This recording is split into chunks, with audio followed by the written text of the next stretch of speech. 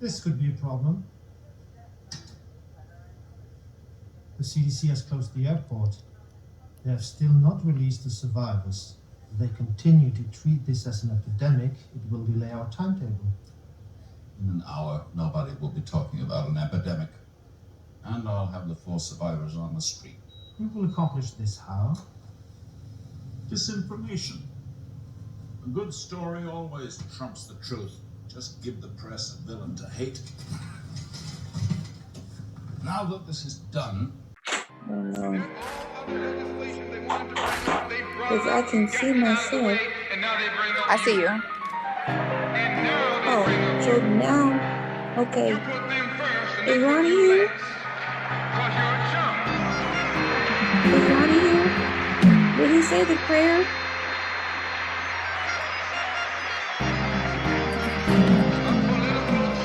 It shows that he's in the meeting. Political chumps. Okay. Ronnie. Yo, Khalid.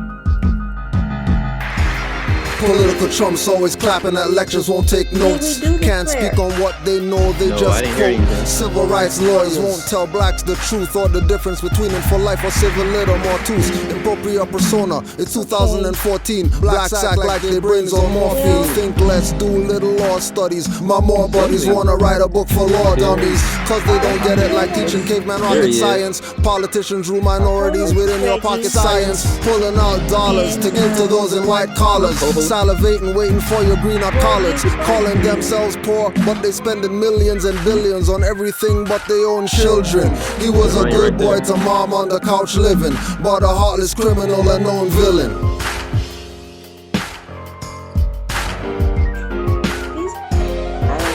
I don't hear anything. I don't hear anything. Devon, give me that paper.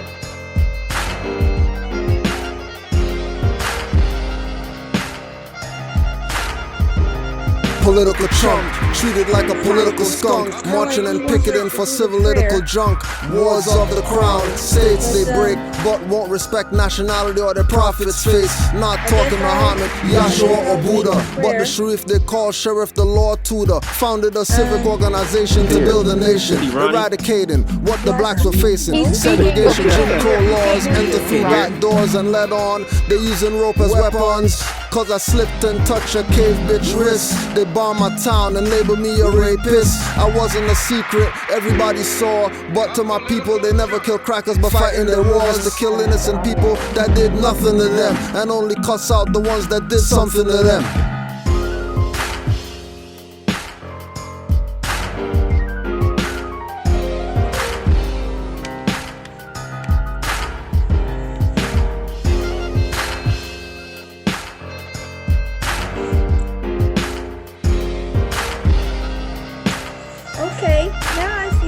Distract you from your nation with false fear. Some black leaders are paid sellouts and some face crosshairs for speaking of things when they took an oath not to speak, giving you clues like promised lands and mountain peaks. Political champions, proud of championship belts. Political abuse against druids and celts, thinking that state ID makes you a citizen. Conscious Moors talk, unconscious Moors aren't listening. Thinking they can have rights or get rights or earn rights when rights are exercised by those that live on earth, right? And rights come from human rights and human rights from birthrights. Have none and end up facing you as third right. I am. Okay, then I think Ronnie needs to switch to his tablet because his computer is acting up. I think he's running XP, Windows XP over there. Well, you need Windows 10. You need Windows 10 if you're gonna do this. I can't hear you. I can see him speaking, but I can't hear nothing. Can y'all see him? I can see him, but I don't hear him. Okay.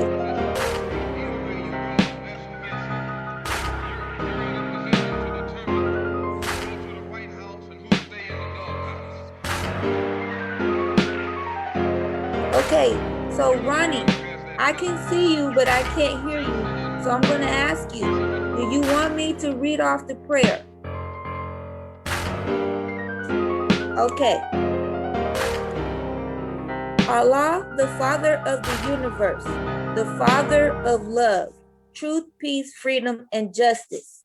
Allah is my protector, my guide, and my salvation, by night and by day, through his holy prophet, Drew Ali. Amen. Salaam. So I think that the next meeting, everybody should, we should all read it. So Ronnie, Duran, give me that paper over there. Hold up something. Let me see. No. That look down. Look at that paper with the words on it, with the writing. Let me see that. We're supposed to be talking about our birthrights. So, Reggie, do you have anything you want to say to start off about nationality and birthrights and why it's important?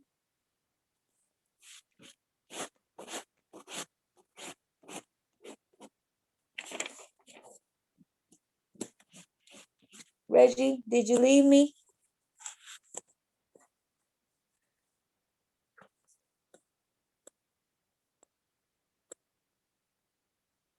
Your mic is muted, Reggie. Oh, okay. What's up? I didn't hear that. You said I said we're gonna our next topic is what are your birthrights and why are they important to you? So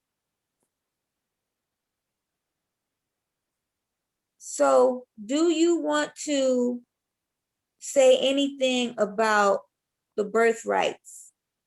the birthrights. Do you want to explain to people why we are Moors and why it is our national birthright? Mm-hmm.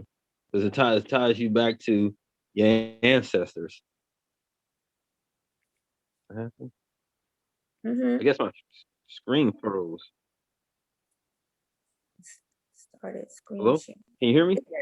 Yeah, I can hear you. It says Ronnie Himes has started screen sharing. Oh yeah, I was like, well, He's screen okay. sharing, but we can't hear nothing.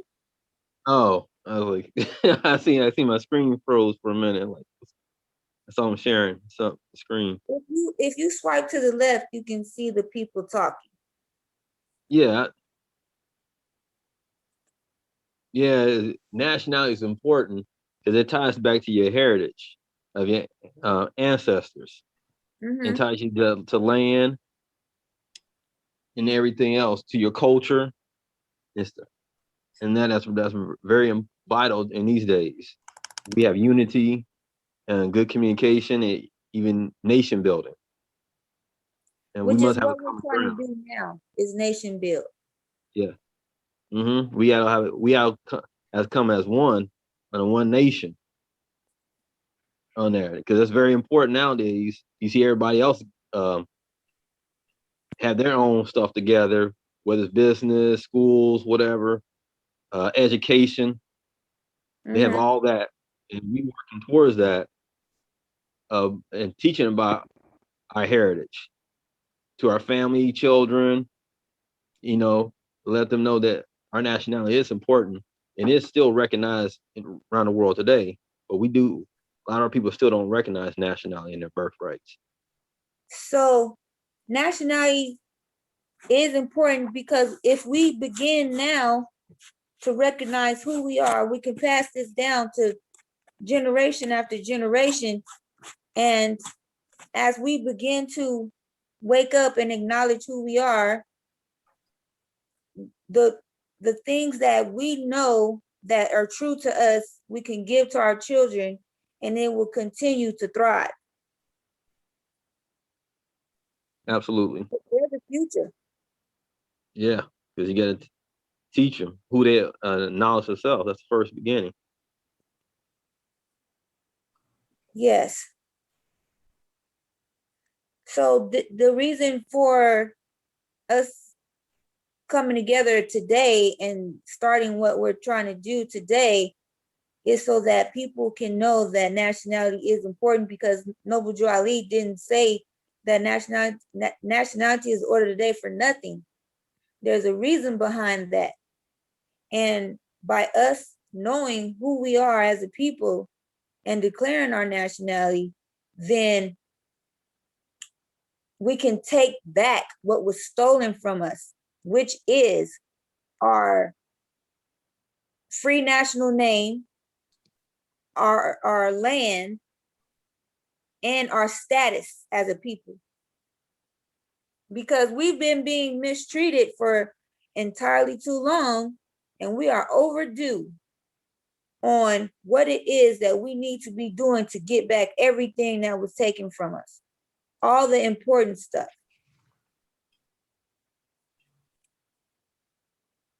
So has anyone been studying? Do they know what it is they're supposed to study? And are they ready to declare their nationality, or do they have any questions? I have not been studying. This would be my first study session. Yoshi, Okay. this is my first study session collectively, but I've been in Kush Days Live, getting the readings, getting the books, getting my literature. I'm ready to declare, I'm ready to proclaim. I just want to make sure that I'm going to be taking the right steps before doing that. Kush Day is a great example. He always has the books. He's always talking about the rise of the Moors and R.V. Bay publications. He really, really speaks about law. And as Moors, we are supposed to know law, because that's the main thing that we should know to get us out of a lot of hiccups. You know, people try to say things to you and try to trip you up and try to confuse you by trying to use law against you, but you really should flip it and use it against them. Having books and studying is really good, and it's also imperative because it keeps you on your toes. So if you are ready to declare, it is good that you study from, you know, R.V. Bay publications, because like Reggie says, that is the foundation of our learning. And if you are ready to do, you know, nationality paperwork, it's best to have a computer. If you don't, I can help you with that. We can have a one-on-one. If anyone wants to have a one-on-one, I am available. But yes, it is very good to watch. I recommend Kush Day. I recommend Taj Tariq Bey, and I recommend CM. Coming to these meetings with Ronnie, myself, and Reggie is also good, because we can all talk amongst ourselves, and if you have questions, we can answer them to the best of our ability. Can y'all hear me? Yes. Yeah, I can hear you. Yes. All right. He's here. So, yo, I don't know what's up. I don't know what the deal is with his laptop, man. It's old, man. Dial in. So my apologies to everybody. Salaam, and royal greetings, soulful greetings. We were starting somewhat on time. We're kind of behind a bit, but I was listening in. Y'all just couldn't hear me trying to talk. And Yoshi, thank you very much for, you know, stepping in, and Reggie also for y'all doing what y'all were doing at the beginning here of our meeting. I wanted to also give everybody an opportunity to introduce themselves. Please turn on your cameras if you do have access to your camera, your microphone, so that we can all, you know, get a welcoming to one another. You dig? So I am Ronnie Haim Salim Bey. That is my pre-national appellation, flesh and blood, living, breathing, walking manifestation of the Most High, of the Great Spirit, etc., however you want to call that. I created or wanted to create this opportunity for us, this what I'm calling or given to call More in a Minute Marketing Consulting Solutions. I'm gonna ask Yoshi here to be the secretary. I asked Brother Reggie to come on as another counterpart for the specialties that he may bring to this. And this is going to be a great time. Most of us may or may not be familiar with Nationality and Birthrights, but that's exactly why some of us are familiar with these things and what they mean and how it applies to your general life. Leave it, sit back. Please turn off your microphone or try not to interrupt. From what I can tell, there's at least 4 people on here that I definitely, or at least 5 that I am familiar with. Yoshi, Brother Reggie, my brother appears to have joined today, so welcome. My mother, if I'm not mistaken, is also on here today, so that's an awesome thing. But I'd like to yield the floor at this point. As we're talking, as we're going around the room, whether we have questions or introducing ourselves, if you're attempting to interrupt someone, call it an interruption. Please say that you are my introduction or something of that nature. And if you're finished, I'll go around. I want to hear something. And if you're finished, do say that I yield the floor. At the same time, if you can hear me and you have your mic on while someone else is talking, please turn your mic off and mute yourself so that you're not interrupting anyone while they're speaking as well. And with that, I yield the floor. Salaam, anybody else who wants to introduce themselves or do a brief, whatever the case may be, go right ahead.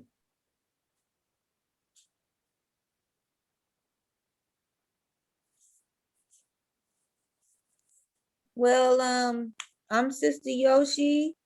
That's just my character. That's not my appellation. And I'm the secretary. And once again, if you have any questions or you need help with your paperwork, I am here. I am available for any one-on-one. Give thanks.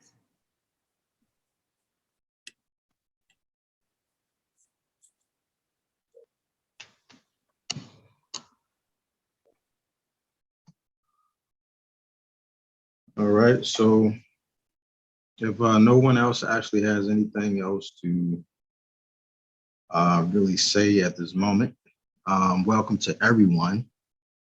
Very glad to see that you're here. Very glad to have you. And we'll get right into it. I had on the screen a moment ago. Let me know if you guys can see this. I'm trying to do a screen share from the computer. This is one of the documents that we're going to utilize to the grasping or the understanding of what nationality and birthrights are. We're going to start with the Divine Constitution, penned in by the great brother, Prophet Noble Drew Ali. Supreme honors to him for what he's done for us and what he has implemented for us as a nation. And let's see here.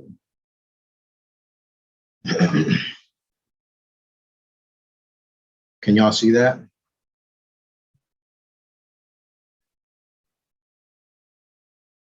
No. It says you started screen sharing. It doesn't show it yet. It says you started.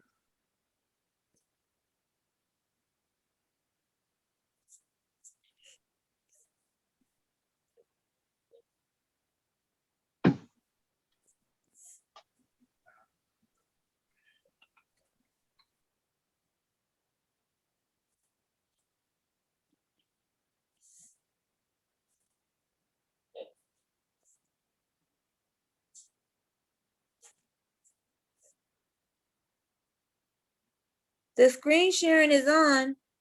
Now, I see something. Great. So the Divine Constitution of Moorish America. Can everyone see that? If I tap the screen to switch it, yes, I Yeah, can I see can it. see it. All right, And bet. I can zoom in too. Great, that's a good look. All right, can you see that? Yes, Article 13, Article 14. Okay. All right, bet. Good. All right, so the computer's good for something. We got audio on my tablet, and we got the computer ready to share. All right, so we're good at least for that. Is there anyone who's joining us today that's not familiar with what nationality means, what birthrights mean? Anybody who's not, all right, let's see if we can get this other person, let them in. All right, bet. So Yoshi, you got that? Yes, I did. I got that. Appreciate you. Okay.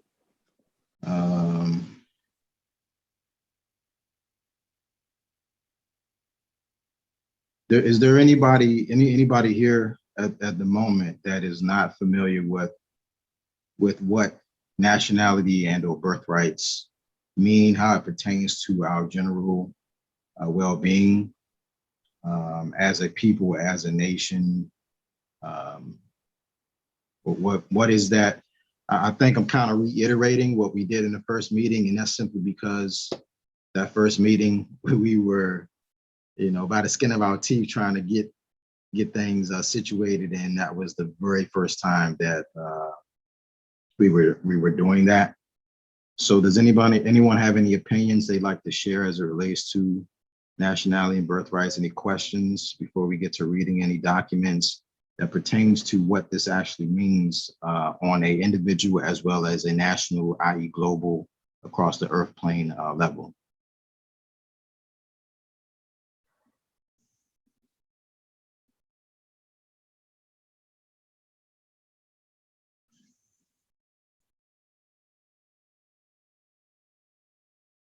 No one, any questions? No? Don't be shy now.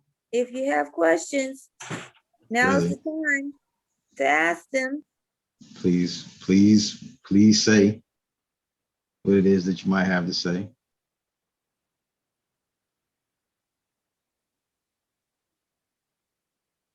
No questions? All right, great. Well, not a problem. Excuse me, I apologize. I have a lot of background noise, so I'm keeping my mic muted and I'm typing in the chat, but I'm unfamiliar with everything. Okay, great. Who are we speaking with? This is Autumn Lopez. All right, soulful greetings, Autumn Lopez. I think I sent you a copy of my poetry and flash and the study drive, etc. I'm not mistaken. Yes, you did. All right, awesome. It is, and quite honestly, for me, it's a very simple concept, and it's simple from the standpoint of how nationality pertains to the planet as a whole. And I mean that by this simple concept. Everywhere else you go, or any other landmass that you may even call out, you'll know by that so-called name that it's a nation.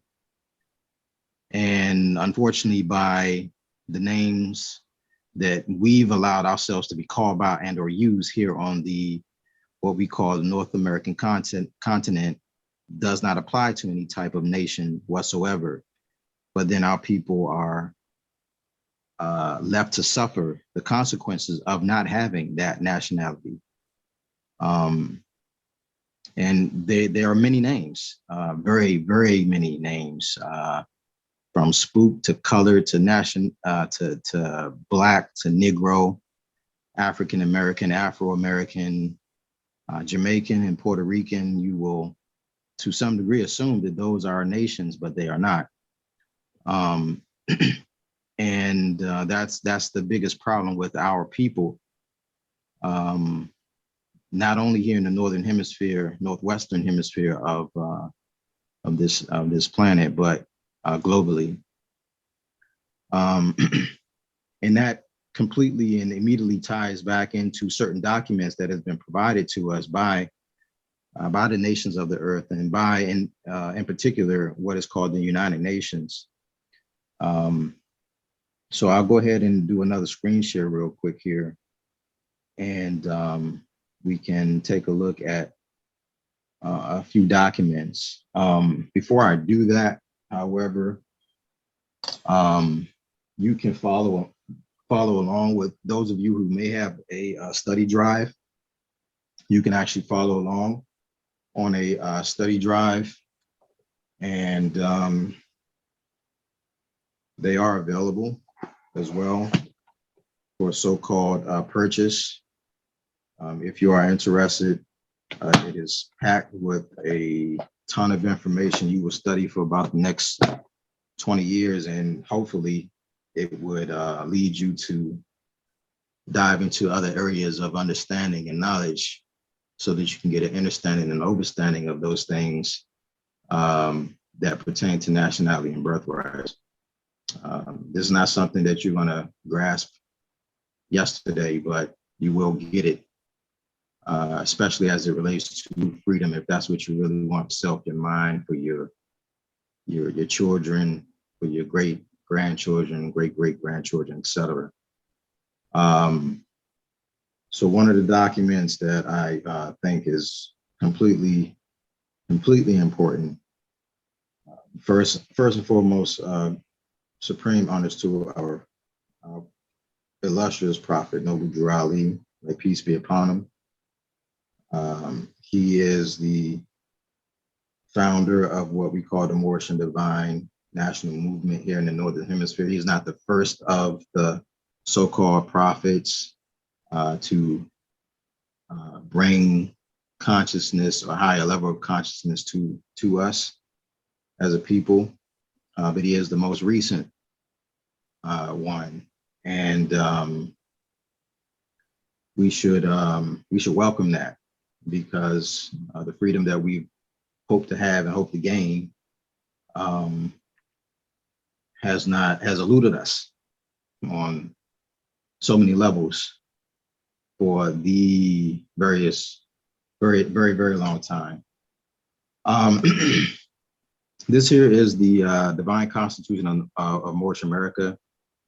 And just as there are constitutions in general, in order for you to actually grasp the concept of what a constitution is, you have to know that a constitution is not void of yourself. It's not the paper.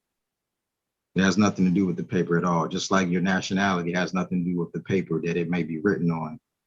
It is something that's written on the soul of your being, your inner you. It's a part of you. It has always been a part of you. It's divine. It has nothing to do with any paper or even this physical manifestation. But if you grasp the concepts of metaphysics, and you grasp the concepts of from the metaphysic or from the quote unquote what you would call spiritual world, which only means breath, then you understand that for there to be an existence, it had to first be a thought. And those thoughts become the fabric of life. And we should be grateful for those who bring that proper knowledge to free the mind of the people. I wanted to go into just a couple of points within the Divine Constitution. If anyone wanted to read these, I think we should all read them together.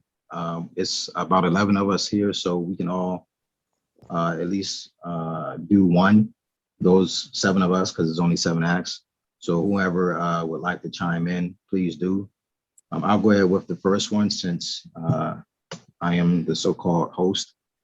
But if anyone wants to do that, they can. So do speak up right now, or I will read Act 1. I cannot see exactly what you're sharing. It just says you have started screen sharing. Okay, can anyone else not see the screen share? I can't see nothing either. No. All right. Okay. Yeah, it's not showing. That appreciate the speaking up. Let's see if we can fix that, because I know it was there at one point, right? I can't even slide my screen over. Yeah, it's frozen or something. Yes, yeah, okay. I thought it was just me. All right. One moment. Let me.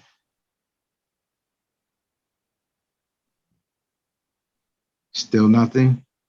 No, Yeah, it's it's still showing it's starting it. You started screen sharing. I don't see anything.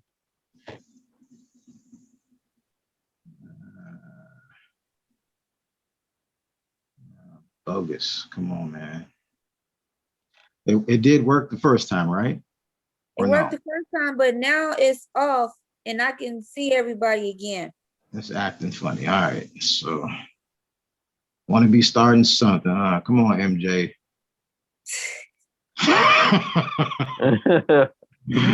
Man, oh man. See? And Welcome it was to working. world technology.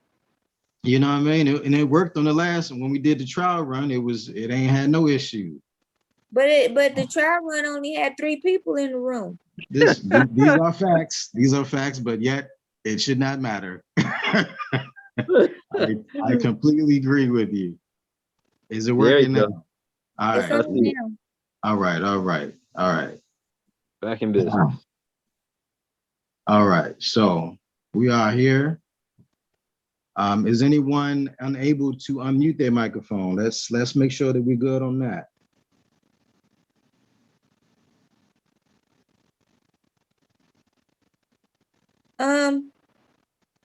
I think their mics. Let me see. It looked like some videos is off, some microphones is off. Yep. Mine is on. I'm here. Okay. I'm gonna personally go down the list and welcome everyone, and then we can move on to this next document. It looks like you got. Mm-hmm. It looks like you have 2 videos. Yeah. It's going to be 2, because remember the computer wasn't working right, and I had to jump on the tablet. So you can now hear me and see me from the tablet, but the computer is I'm using as a screen share. Okay. You dig now? You with me? Yes. All right. Appreciate you. All right. All right. So we have on Yoshi. Appreciate you. Welcome, Yoshi, being the secretary, who you are. More by this. There's a brother Rich Flow. I see an iPhone guest. I think that, if I'm not mistaken, is my mother. Peace, mama, and welcome. We got brother Reggie on. Go on. All right. We got Sister Autumn, Sister I.S.L.A.M, or All Law. Yaz, not sure if that's male or female, but peace to you. Welcome. Peace. Sister Makita. And Brother Hassan, welcome. Everyone. And so, yeah. So if you do have access to unmute or show your camera, please do that. This ain't no secrets. We ain't no secret society. They just decided to hide this information from us. So here we go. Let me get back to the. Makeda says that she can't really turn her mic on because the baby sleep. Cool. She said it's people. I think that's her baby. That ain't no thing. It's all good, my sister. She can't turn the mic on. It's No all right. baby. It just said she don't want to wake anybody up. Oh, I'm sorry. I just assumed it was a baby. I'm sorry. Yeah, just people. Ain't no thing. Ain't no thing.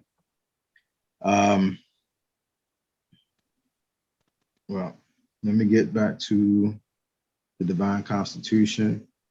Then we'll jump into the other documents that this type of document is drafted from,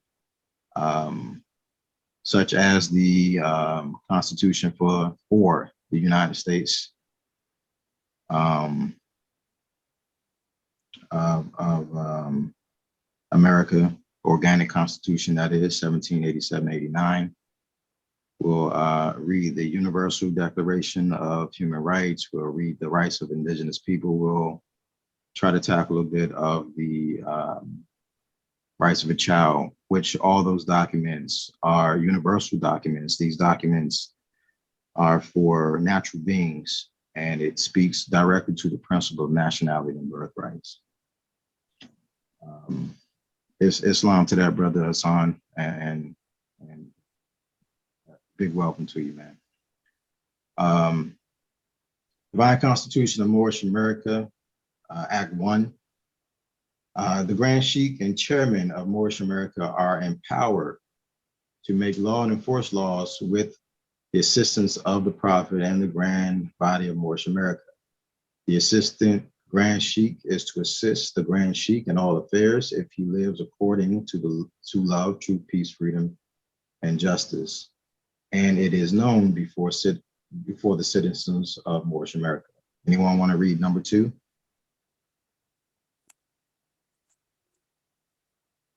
I can.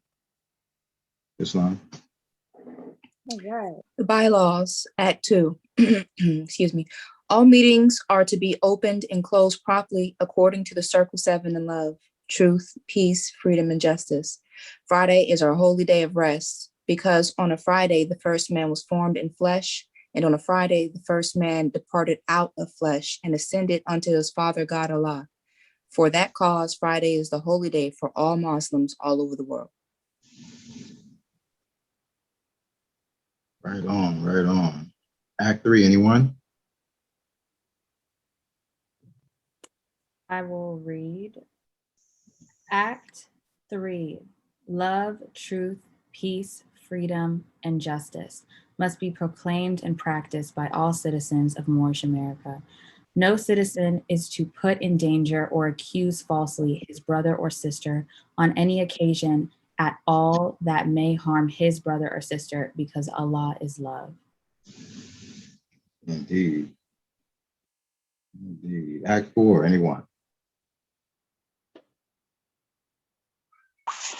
I'll read. Act 4, all citizens must preserve these holy and divine laws, and all citizens must obey the laws of the government, because by being a Moorish American, you are a part and parcel of the government and must live your life accordingly. No doubt. I hope anyone who may have any questions or certain words that jump out that may or may not, you may or may not quite understand. We can definitely look those up, especially as it relates to lawful, so-called legal definition, and how it applies to case law. Act 5, anyone? I'll read it. Act 5, no organization of Moorish America is to cause any confusion or to overthrow the laws and constitution of the said government, but to obey hereby. No doubt, no doubt. All right, number 6, Act 6. I'll read it. With us, all citizens must proclaim their nationality, and we are teaching our people their nationality and their divine creed, that they may know that they are a part and a parcel of this said government, and know that they are not Negroes, colored folks, Black people, or Ethiopians, because these names were given to slaves by slaveholders in 1779 and lasted until 1865 during the time of slavery. But this is a new era of time now, and all men must now proclaim their free national name to be recognized by the government in which they live. And money, don't move it. In the governments in which they live and the nations of the earth. This is the reason why Allah, the great God of the universe, ordained Noble Drew Ali, the prophet, to redeem his people from their sinful ways. The Moorish Americans are the descendants of the ancient Moabites whom inhabited the northwestern and southwestern shores of Africa. Number 7, anyone?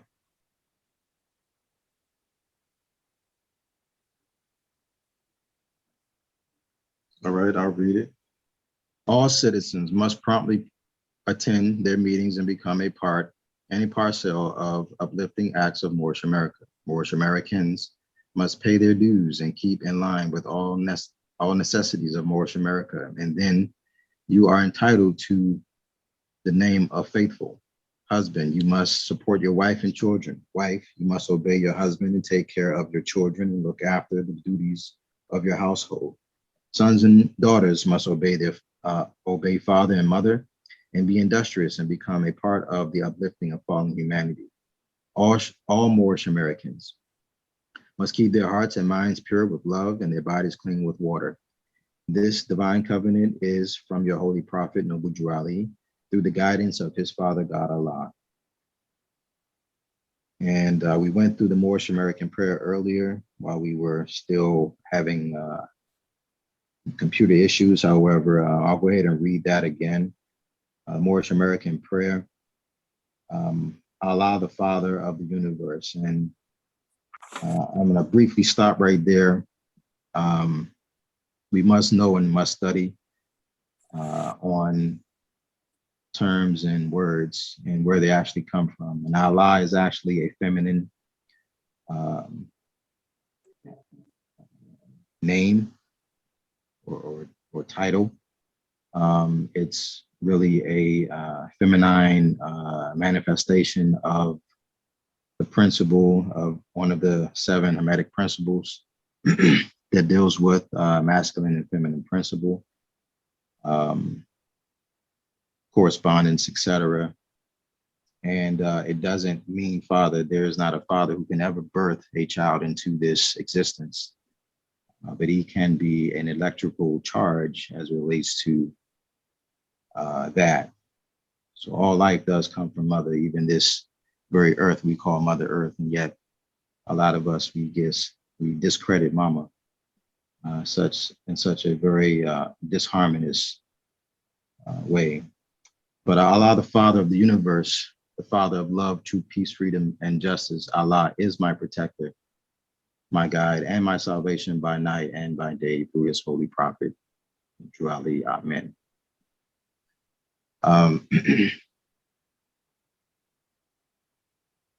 Does anyone have any questions about the Moorish American prayer? Any words that may have stuck to you or jumped out that we can tie back to their lawful so-called legal meaning as it relates to case law? What government are they speaking of in the Divine Constitution of Moorish America? Is it Yoshi or Reggie? Would you like to begin to tag in on that or break it down from your perspective? Reggie? Really, she's talking about of the United States Republic on there. That's what the government was set up by our ancestors on there. Because Drew Ali did tell us to force that Constitution. It is part of the supreme law of the land. on there. You can take a look at Article 6 in the Constitution, and there it is. It is the supreme treaties, and it is the supreme law of the land. So basically, that's set up because it got 7 articles in it, which came from our ancestors, the ancient Moabites, set up the government. Because it does have to do with ancient principles. And there is only one form of government. Mm-hmm. It's not multiple governments. It's just one. And in order for us to actually understand the principle of said government that we're discussing presently in the separate contexts, it really is about self-governance, the government or the constitution of man. And then also that constitution of man ties back into the constitution of the people. And therefore the constitution of the people or the people are the government. So it's delegated authority, meaning that the so-called government is not the government. The people are the government, and they've been given opportunity to take care, to follow charge, to enact and promote, protect, and preserve said rights that we've delegated to them. That's what constitution, that is what government actually means. And it's family. That is what government actually is. That is the principle that at its core, at its base, at its root, what government actually means.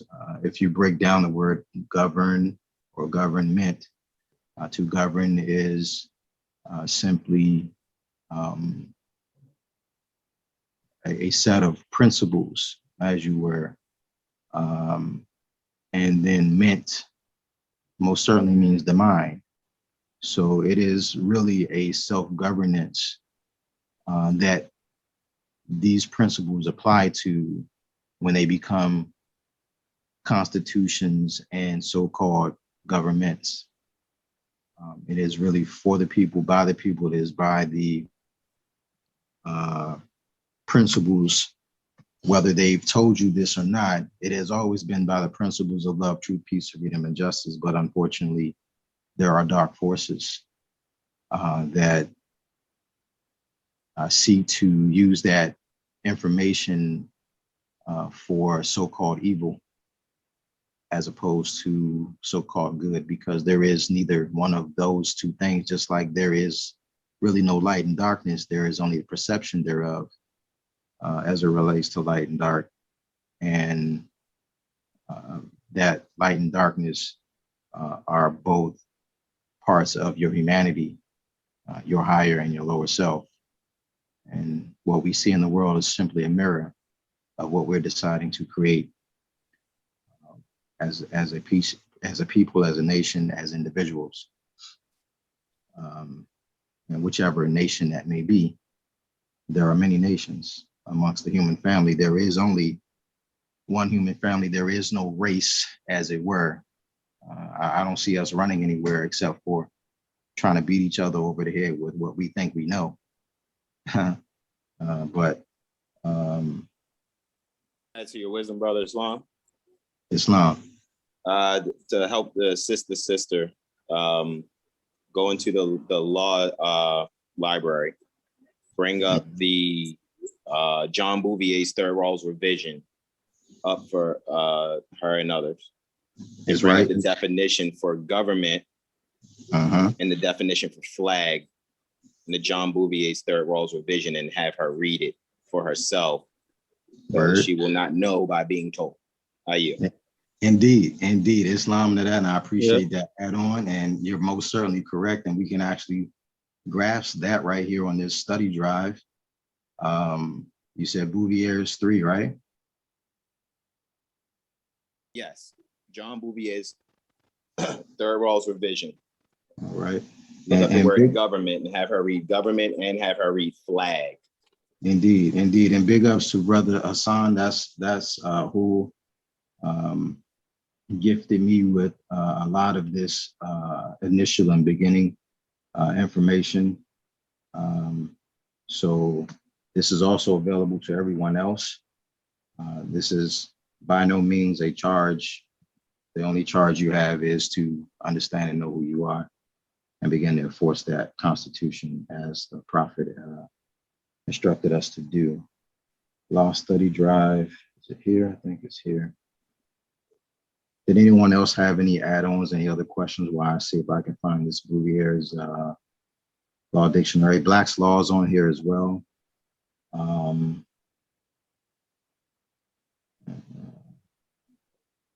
Bouvier.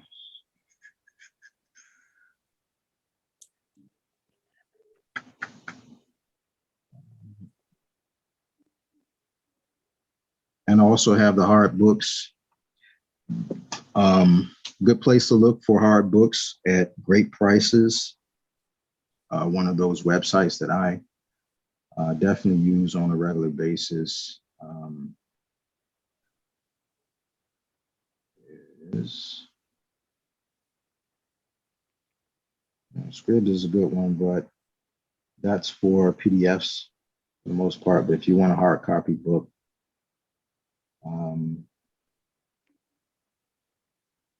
let's see here.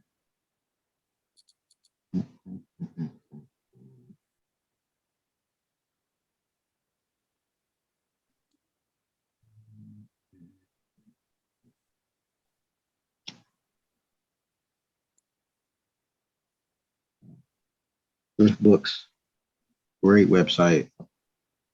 I've obtained quite a few great good books from that website at great so-called prices. But of course, as we know, the corporation is always looking to get over on you. So once they catch wind of something being valuable, especially as it pertains to books and written knowledge, prices go up quick. So if you're looking for any books, this is a good website. But this here study drive is available to you, and I will gladly send one out to you for a small donation. Just let us know. Bouvier's, we said 3rd edition. Let's see. And I'm sorry to interrupt. Can I just say also that Scribd is a great resource online. If any of you download Scribd, it's like $10 a month and you can get pretty much access to most books virtually. Absolute facts. Yeah, that's great add-on. Yeah. Great add-on. You're absolutely correct. I also have that one here in my saves. And I've actually pulled a lot of documents from and books from Scribd and added them to this study drive. As I found information, as I've read through certain things, I knew that it was important that it be a part of your knowledge base. I'm not seeing Bouvier's 3rd edition on here, but Black's Law is on here. So I'm going to grab the Black's Law 4th edition. And we're going to look up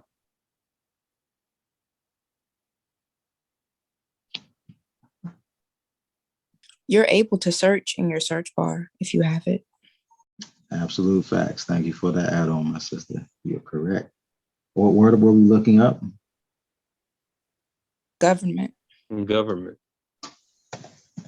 Yes, in the John Bouvier's Third Rawls revision, it gives it a little bit different definition pertaining to government.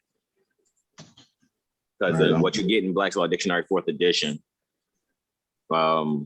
you will get some form pertaining to that definition. I just know that when you read it in John Bouvier's concise encyclopedia and dictionary, Third Rawls revision, it'll give you, a matter of fact, let me see which ones you're choosing.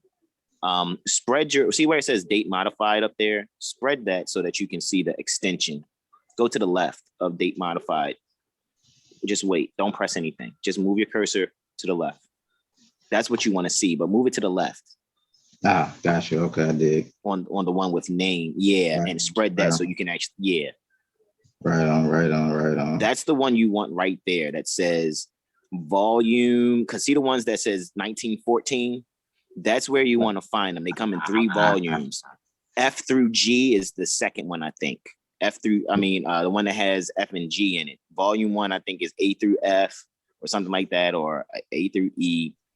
Volume 2 is, we basically got the alphabet broken up in 3s. But I think it's volume 2 you want.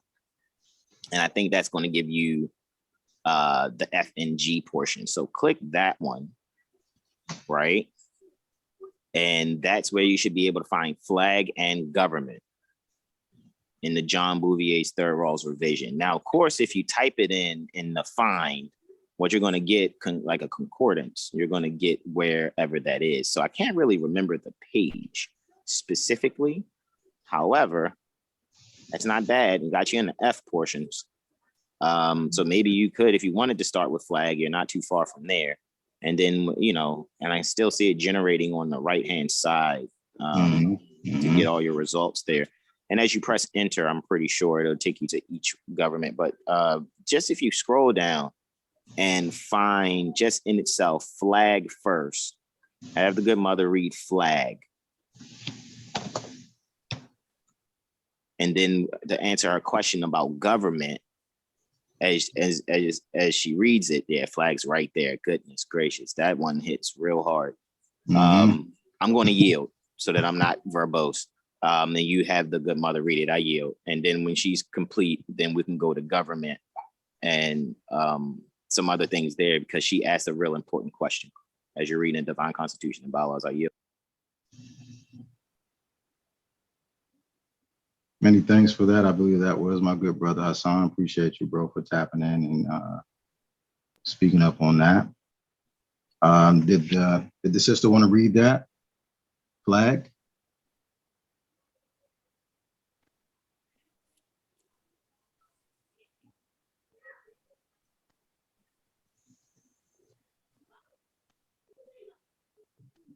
I got kicked out. I apologize. No worries. Glad you made it back. Not sure what happened. Hey, but you're here now. Yeah, right back. But you're here now. You're back. Mm-hmm. No doubt. Was it you that had the question on flag and government, etc., or was it someone else? It was me. Okay. Please do go ahead and if you see that on the screen there, if you're up to it, go ahead and dive into flag. And if you need me to scroll, let me know. Okay. Flag, a symbol of nationality carried by soldiers, ships, etc., and used in many places where such a symbol is necessary or proper. Nationality is determined by the flag when all other requisites are compiled with 5 East 39. I'm not sure what those are for or what those stand for. Case law, yeah. Case, okay. A ship navigating under the flag and pass of a foreign country is to be considered as bearing the national character of the country under whose flag she sails. Stop her right there. Good sister.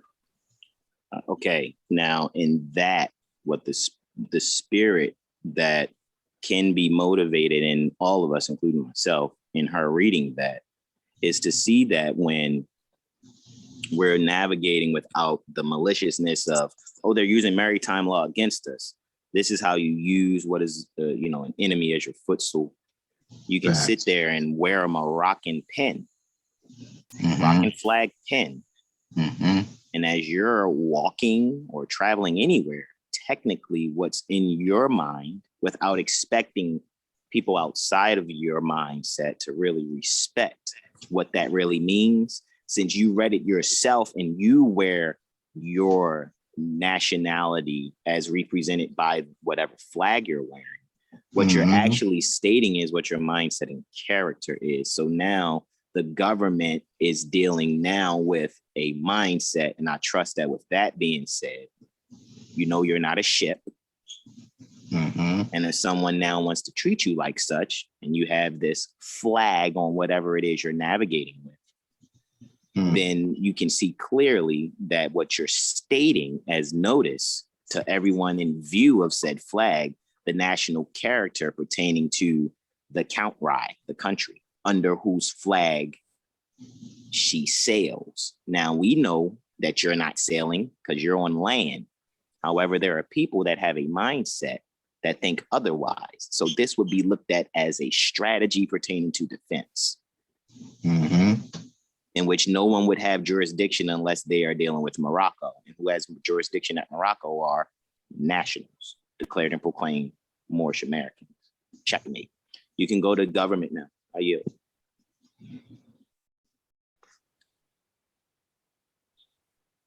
Islam of that. So to go back to what you were referring to as those with the mindset of treating us as ships, would the waters be considered the waters in our body or the waters of our, that we came through of our mother? Both. What do you say the waters are? Okay. Indeed. Gratitude. No. That's not a rhetorical question. No, I'm really asking you. What do you say the waters are? I would say it would be the waters of our body, but I'm not sure what the consensus would be or what the person of the mindset. That's perfect. That's perfect. Okay. Who has jurisdiction over those waters pertaining to your body? I do. So if you have the jurisdiction and you're speaking it like you know it now, I can't even tell you you're wrong. Because Understood. you're being what you know. I understand. Gratitude. All the praises due to balance. I yield on government, brother Ron. Islam. So most definitely, I'll tie into what the question that was raised and how Brother Hassan tapped in on that. Whether it was, as the sister said, your personal body or the waters of the womb, and then in fact, if you really want to get metaphysical, the air you breathe is H2 what? So is that not water? So in the most basic of the principle, it is everything. It is life itself. It is in general. That's why we are Moors, because we are the first to navigate not only the waters of the womb, but the waters of this existence. So having that flag and that state of mind and that consciousness and that fortitude, that can't be denied you if you are sure. And that's where our problems come, because we're no longer sure for the unfortunate majority of us who prefer to cling to names that are not a part of the nations of the earth. And with that, I definitely yield, and I'll go to this additional definition. Ronnie. Yes. If I may interject, I have John Bouvier's 6th edition. And through diligent research, I found government. I also found flag. All right. So if you are on government, can I read what I have to see if it matches what you have? Let's do that. In doing so, let's consider the publishing dates and Reconstruction. 1914 is before 1930s. I yield. Facts indeed. I definitely was going to bring it up. Appreciate the add-on. Indeed. So government. Okay, I'm just going to read a little bit to see. Do your thing while I get government. Go ahead. Okay. It says, natural and political law, the manner in which sovereignty is exercised in each state. There are 3 simple forms of government: the democratic, the aristocratic, and monarchical. But these 3 simple forms may be varied to infinity by and divisions of their different powers. Sometimes government is understood the body of men or the individuals in that state to whom is entrusted the executive word is understood the body of men or the individual in the state entrusted. Excuse me, sis. You're cutting in and out. I am? You are.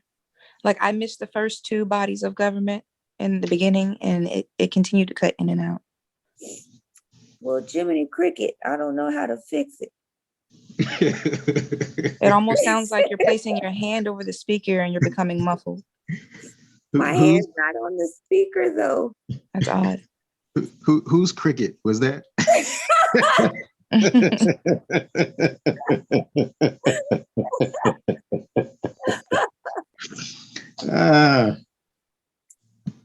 No doubt. Okay. I don't know. Ronnie, you want to go? Because maybe I need to start over. That's cool, no problem. I'll go from here. Government, Latin, gubernaculum, a rudder. The Romans compare the state of a vessel and apply to the term gubernator, helmsman, to the leader or actual ruler of a state. From the Latin, this word has passed into most of the southern of the modern European, now, do pay attention to that. Such a very important drop right there, modern European languages. That institution or aggregate of institutions by which a state makes and carries out those rules of action which are necessary to enable men to live in a social state or which are imposed upon the people forming a state.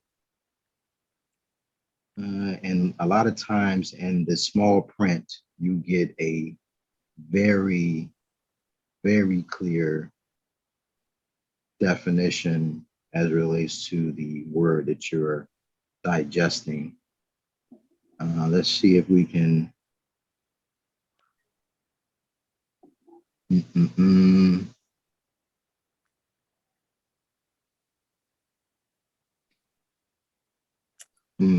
I think yours might be better. It gave you the origination of the word. You said Latin? Yes. Yeah, mine doesn't say that. What edition is that one? This is the 6th edition. Also, it says 3 forms of government: democratic, aristocratic, and monarchical. Yeah, monarchy. Mother Yoshi, you're not wrong. What's happening and occurring, which is really great for you guys' presentation, is the lesson in Reconstruction. Prior to 1933, really even 1914, sort of. If we recognize that 1914 was when Woodrow Wilson went to Jekyll Island. From Jekyll Island, and that situation happened because he would not honor Prophet Noble Drew Ali at Newark, New Jersey in 1914 when he was the governor for New Jersey. That's why Prophet Noble Drew Ali left from having a old Canaanite temple at Newark, New Jersey, and then traveled to Mecca here at North America at Chicago, near the Chicago Corporation, where Lewis Lincoln Emerson, who was the Secretary of State at that time for the Illinois State Republic, who Prophet Noble Drew Ali was able to gather all the Moors to vote him in or elect him in to be governor. That's why the letter to be read in every meeting. Prophet Noble Drew Ali says, because of the work that I've done in these past months, I've been representing the Moorish Divine and National Movement. I was at the governor's inauguration, and then the governor that was being inaugurated was Lewis Lincoln Emerson. So my point of even saying that is when we're analyzing these things, analyzing Prophet Noble Drew Ali's literature, we're seeing what his mindset was when he was drafting them. And at the time that he was drafting them, he didn't transition till 1929. So I'm trusting that what I'm communicating to you, Mother, as well as everyone else here, try to stay with Prophet Noble Drew Ali's mindset, so that with that being in the forefront of your mind, it's not dogmatic as much as you're just doing your best to use the references he had. Because remember, after Prophet Noble Drew Ali was taken off the scene, everything after that was how to steal our state from different 14th Amendment processes. Super facts. I yield. Islam. Absolute facts. Appreciate that add on, Brother Hassan. That is insightful.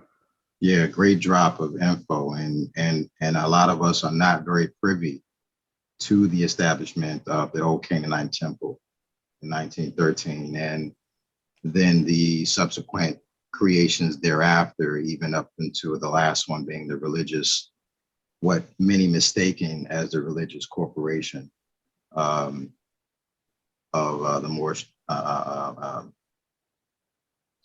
Holy Temple of Science. But then you have this Moor Science Temple of America, which is the last of those creations, the so-called religious portional corporation.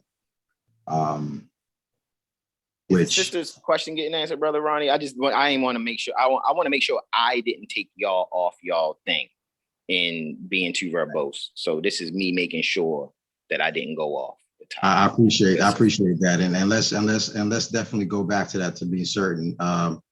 The sister who did ask that question as it relates to flag and government, are we clear? Are we still somewhat stuck at all? Brother Reggie, did you have anything to add on to any of that? No, I'm just listening. Right. Yeah, I'm agreeing with Hassan.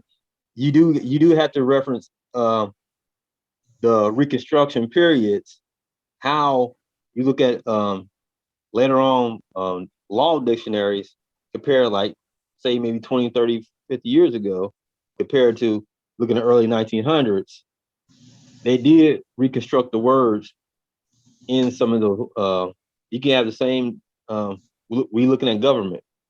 A law dictionary back in the 1800s, it's gonna say one thing, which is original context, different from what you see in 1950. We gotta always check the dates. Like you said, it was reconstructed history to throw people off. Because you get an argument and you looking at a modern law dictionary and think you're right, and they know the law, and you sitting there arguing, you might be wrong. They're looking at you, yeah, you don't know what the original context of that, what you're saying. Yeah.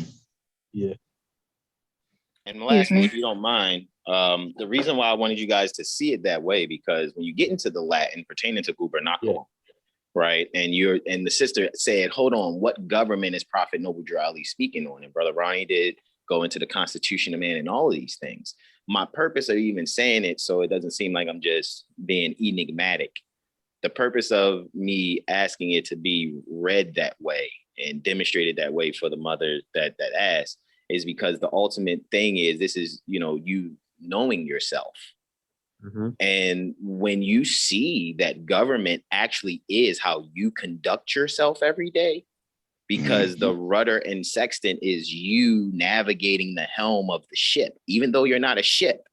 However, if you have this mindset that you're navigating a certain way and you have on your national flag, it's no different than if any of you sisters I've never been on a cruise. However, I academically understand that a cruise ship must have the flag of some country on it in order to be in those waters.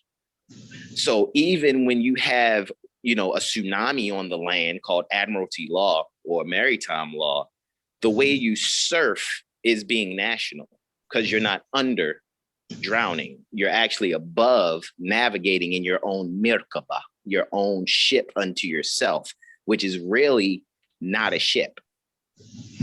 So to not sound confusing and to say my last words for the good sister that asked, when she asked what government is Prophet Noble Drew Ali referring to, he's referring to mother, because government starts with family. Since government starts with family, the next question would be, where do families come from? Mother. So when she asked what government was referring to her, it would have been really weird if I'd have said, good sister, Prophet Noble Drew Ali talking about you. And she'd have had no reference point. Because now I'm sounding like, y'all, you know how I do though, Brother Ronnie, if it was you, you know what I'm saying? Yeah. But she sounded like she really was like, oh, well, I just don't. So that's why I said it. Okay, I'm going to shut up now and go back to observing, I promise. No, don't shut up, because that helped me a lot. Especially you referred to the rudder, because that was something I wanted to reference too. because the rudder is used for navigating in water, and that was where the origination of the term in Latin came from. Facts indeed, absolute facts. Indeed, indeed, indeed. That's great. That is great. So yeah, and any add-ons, because this isn't certainly most certainly not about who knows the most. By no stretch of the imagination. I would never claim that I know it all, because if that happens, then I no longer have a need to be here. I just want to help my people. So from the understanding, the overstanding that I've gained, that I am gaining and continue to gain, this is why I am in pursuit of this love, truth, peace, freedom, and justice motion, this forward movement that I am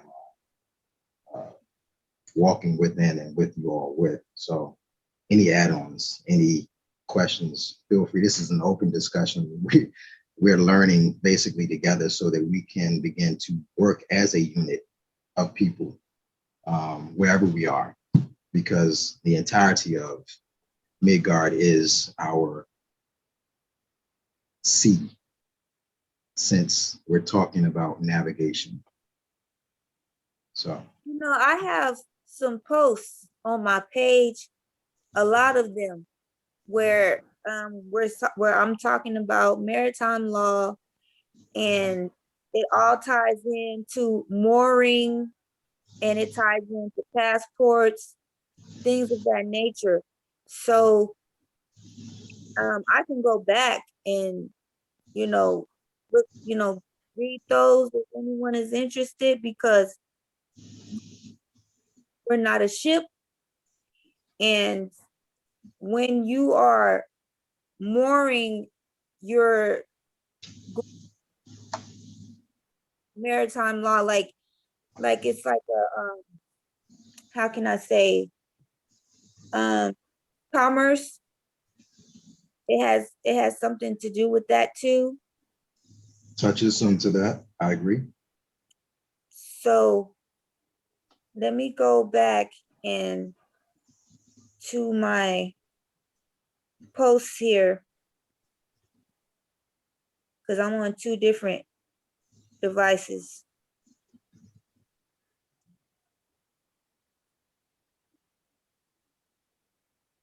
And that's great. While you're looking that up, I'm going to read a couple of points. Oh, wait, I'm sorry. I got a little excited. Can I just read this? Oh, go right ahead. Go right ahead. If you got it, go right ahead. Because I have the word government is in this definition that I'm about to read right now. Sure, you're right. Do your thing.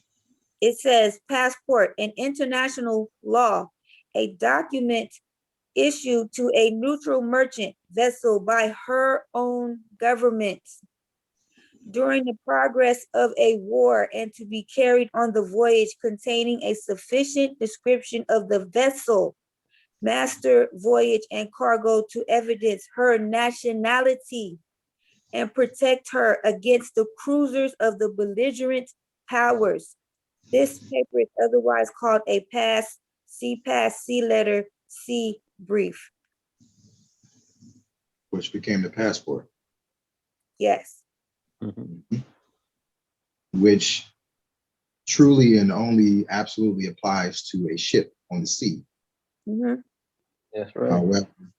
However, unfortunately, those who were privy to this truth and that information, they utilized it in the most heinous of ways, and they applied it to that of the land, which only really affects those who are not aware of your rights. That's why it's important that you know these documents. That's why it's important that you study this information. That's why the prophet said, enforce the Constitution, because he knows that document ties back to other ancient documents, such as the Articles of Confederation, the Articles of Association, to the Treaty of Peace and Friendship, and the several other treaties that are part of or led up to the Treaty of Peace and Friendship prior to the adoption, and that's a very important word, adoption of said Constitution organic constitution for the United States Republic of America, 1787-89. This right here is a document from the United Nations, and there are 3 of them in particular that touches on that. And as a matter of fact, if I recall correctly, Brother Hassan shared a similar type of document for the so-called America or American Declaration, and it resonates, speaks exactly as this document speaks according to that which is nationality and birthrights. But no one's going to tell you how to free yourself. You got to want this. You literally have to, when you call yourself wanting it, you talk about it, you march and you pray about it, you pick it and you pump your fists about it, but you have no idea truly what it means. And I don't say that in arrogance, because I also was very much so tainted by this existence, but I know what that means now.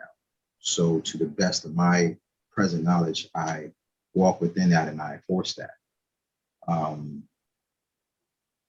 So this here is the Universal Declaration of Human Rights. The first point I'm going to pull out of here is the very one that speaks directly to nationhood. And then we can move on to any other questions or documents that there are as it relates to nationality. And so, in fact, since we were discussing the movement, i.e. shipping or navigation, as it were, that the body might be a body of water, which it is, this existence on Earth, etc. Article 13, right within that Universal Declaration of Human Rights, speaks right to that. And the most simplest of the principle, but you have to know how it actually applies to you so that you can enforce it. Everyone has the right to freedom of movement and residence within the borders of each state. Everyone has the right to leave any country, including his own, and to return to his country. And when you're talking about state, that does not just mean a so-called piece of landmass with some latitude and longitudes that says this is a state. It's also your state of mind. It's your state of being. So if in your mind you say that you're free, but there's a piece of you that don't really grasp that concept, that's why when you say other words within this existence, it causes trouble to you. And so we'll get into that word in particular in just a moment. That word in particular that our people love is called the word Black, and then Negro and colored and Afro-American, etc.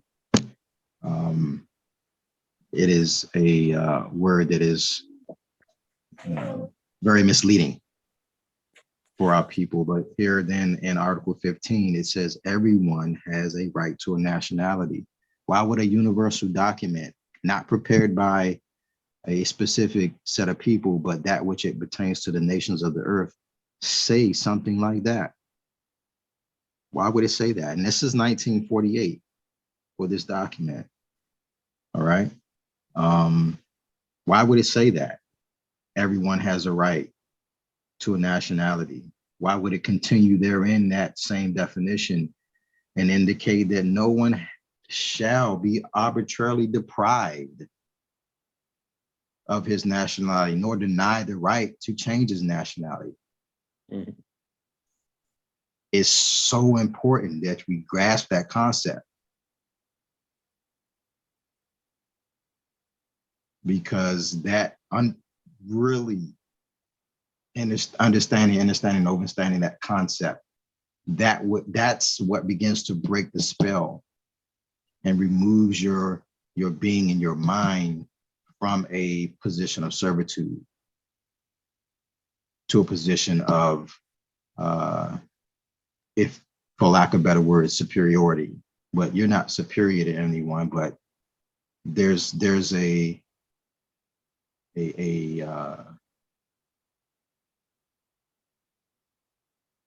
ancient culture that established it all for everyone to have peace. And that's what this is really about: love, truth, peace, freedom, and justice. Does anyone have any questions on this here document, Universal Declaration of Human Rights? 1948 was when that was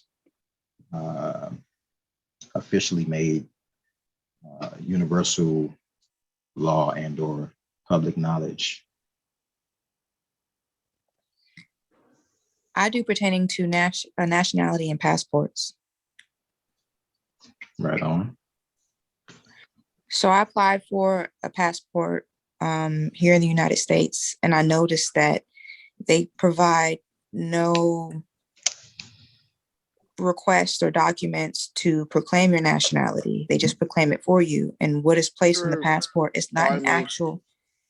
Pardon me, I'm sorry to cut the sister's wisdom. That's not true. Can somebody got a passport document? I'll point out to it where they'll allow you to submit a family Bible or a family Bible record of some sort. You know what I'm saying? I'm not saying that to say that you're wrong, sister. Mm-hmm. I'm saying that you brought up a really excellent point. And there's a portion on the passport fill out sheet, which is full of boxes. So it's multiple documents. All righty. But there's one document that you can get from the post office. If you guys read the beginning, does anybody have that document? Who has that passport document? And good sister, I'm not discouraging you. I'm adding to your wisdom so that you can discover your remedy within the passport fill out form, technically. I appreciate that, because I reached out to them about it and they told me that there was no way to correct it, and that the United States of America is a nationality. And I told them they were committing fraud. Baby, where that passport page at? You got it, don't you? Passport page? Let me see. Yeah, I want y'all to see it. And I'll point it out to you. I believe I was on there a few years ago about the passport and what they were saying. I think it says it right in the beginning when you're filling it out. Because what you have to do is know how to read to find the loopholes. Mm-hmm. Because it's right, they'll give you remedy right at the beginning. It's a DS11 application. Brother Ronnie, can you find the DS11 for your screen share? Because it looks like you're already there. Can you bring up the DS11? What are we looking at? The DS11. DS11. I'm sorry. Am I smacking y'all? I'm eating. I'm so sorry. Segment is like getting on me about smacking and talking to y'all at the same time. What where am I finding this at? Okay, if you go online and Google DS11. Got it. And I'm hoping there's actually a physical copy you guys can read and zoom in on so that you can actually see where the remedy technically is. However, it would really boil down to you knowing how to execute the documents necessary to be able to do that. Because ultimately what you're doing is two things. One, you're being yourself. And two, you're seeing who's going to be a criminal as you're being yourself. Yeah. Oh, no, man, we can't do that because, our system. Nope, not trying to hear that. No. They can. It's a workaround. There's always a workaround. And they definitely weren't trying to assist me when I went back into their office to correct it. You said they definitely weren't or were? We're not. Okay, yeah, I figured that. Yeah, you see, because at the end of the day, you're the Fresh Prince and they're Jeffrey. So Jeffrey doesn't give Will and Carlton instruction. Technically, they're supposed to follow his because he's the servant. So even when you do stuff like calling a freaking IRS and you trying to get a 98 number, you're not asking for a 98 number. You're directing them to fill out the SS4. That's it. You're not doing nothing else but directing them. All right, that's not it. I want the instructions. So go to the beginning. No, hold on. It was there. Go back there again. See on the left-hand side? Oh, there you go. No, you're good. Scroll up, Ronnie. There you go. I see you. Scroll back to the beginning. Right? And we're gonna show y'all right away in the beginning, right? Hold on. See what look, what to submit with this form. Now, number one is proof of U.S. citizenship. That's not what you're doing. You're not proving. I mean, we're national, right? So that doesn't apply to you. You're moving right along, right? Because look, it tells you evidence of U.S. citizenship and a photocopy. So that means, okay, I'm just going to say it short. I'm not going to ask a question. What makes you a U.S. citizen, first and foremost, is when you use a social security number. That what makes you a 14th Amendment citizen, period. All right. So you already know that's not you. All right. So it's telling you about the front and back or whatever must be submitted with your application, but you're not applying for anything. You're not petitioning. You're not praying. You're not begging. A photocopy, giving you a size and all this, giving you all this specific performance as if they already have jurisdiction over your affairs. Right. All right. So what you're to recognize is that you have the right to make a record and keep a record as you see fit. So this is already an encroachment upon your first and fourth Bill of Rights.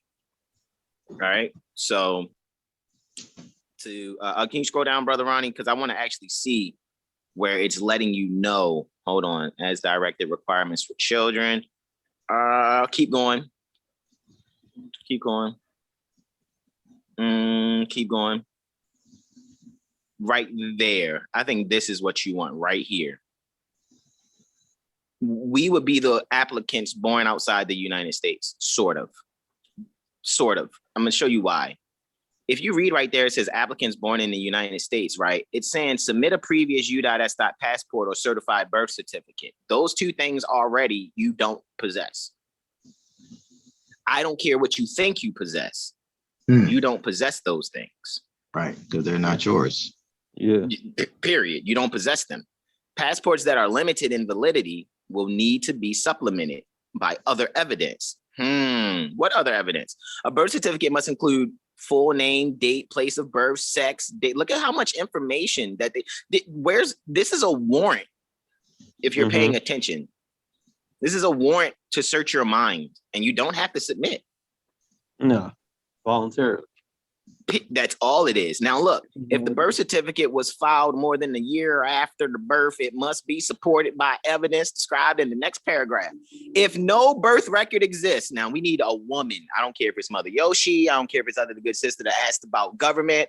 It will not have the effect that I'm sure we will all like to feel unless one of the mothers read it. And then I'm serious. Go ahead, read it. Watch. I'm gonna yield. I'm gonna mute my mic.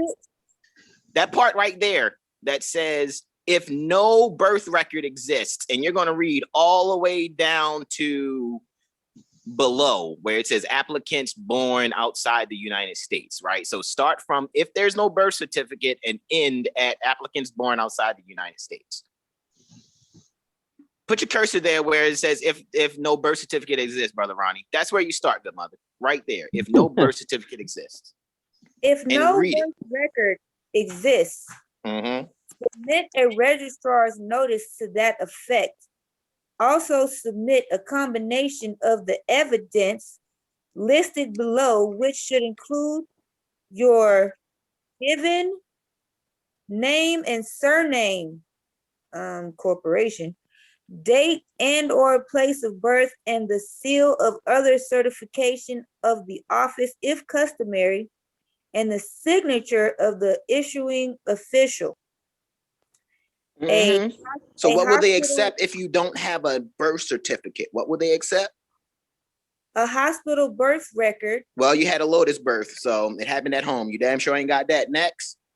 An early baptismal or circumcision certificate. That's ding, ding, ding right there. That's the motherfucking jackpot. Pardon my expression. When the mother asked what government is Prophet Noble Drew Ali speaking about, and I said, well, it's about you and you knowing it. And as you guys are having these things revealed to you, metaphysically speaking, you're going through a baptism. So when you declare and proclaim your nationality and you put on your turban and fez and you have on your pin or your buttons, you see what I'm saying? That voids it all. Do you see what I'm saying? Because a declaration is how you're being. So then when you go and fill it out on a brief like this, you only got to be consistent with who you already said you are. Are they going to deny you your religion because you gave a baptismal record instead of birth certificate? Then they want to get sued. That's why I said, you be yourself and see who's going to be a criminal, because you'll have a lawsuit on your hands. Yep. But we don't even need this stuff. Okay, so now you see why some wars don't go this route. They go the world passport route. I'm not saying I have either one, because I don't. However, I come across these questions a lot for that and come across these documents a lot.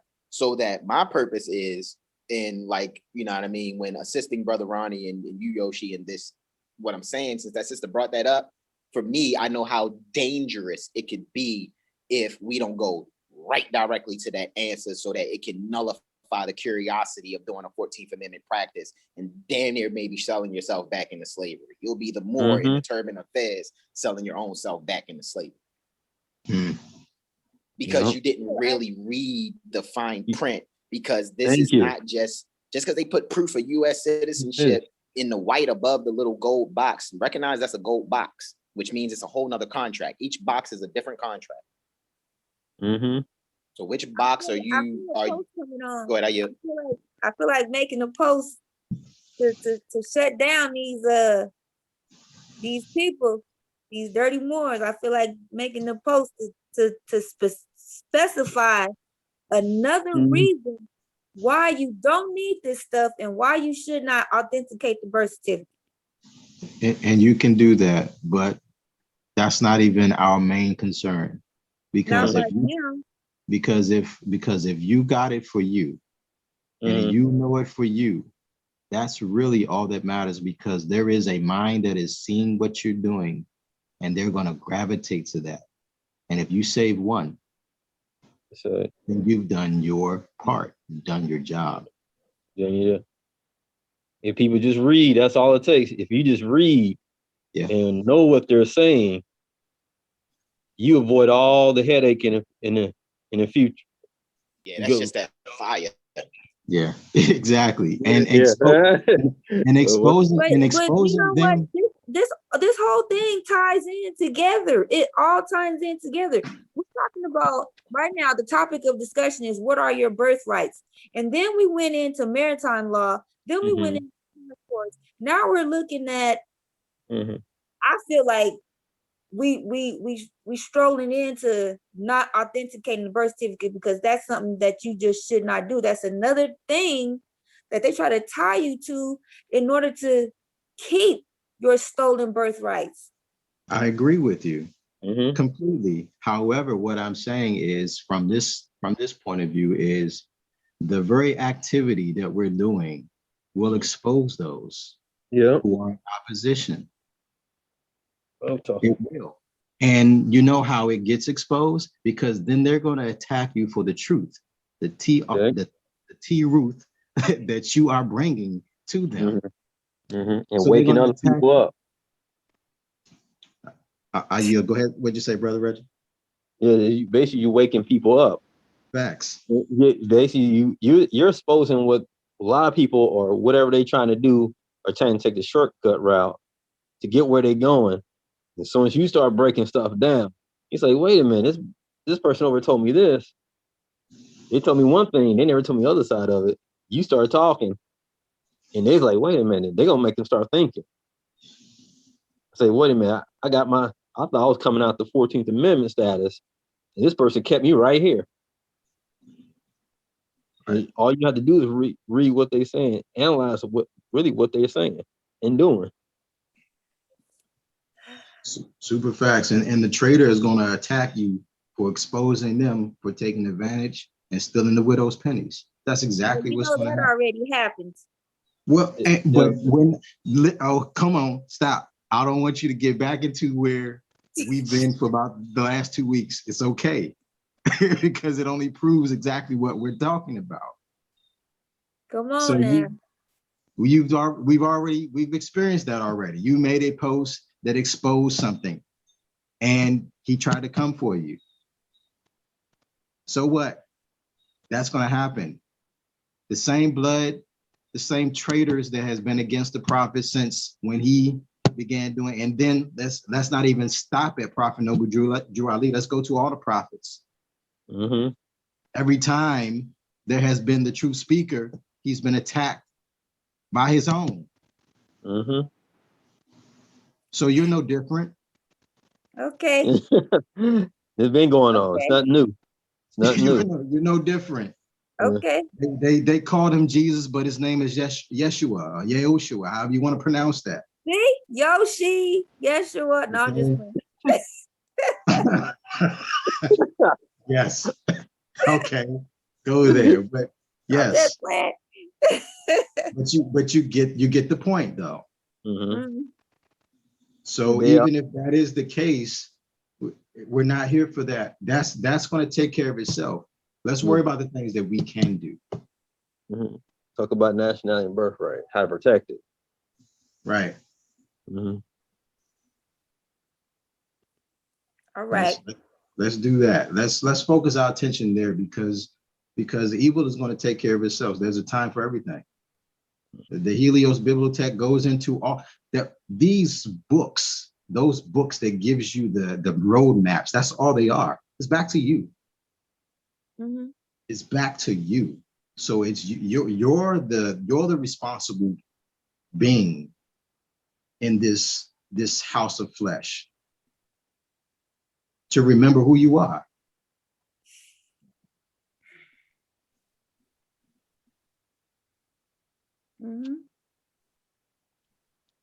You know, and it's not easy.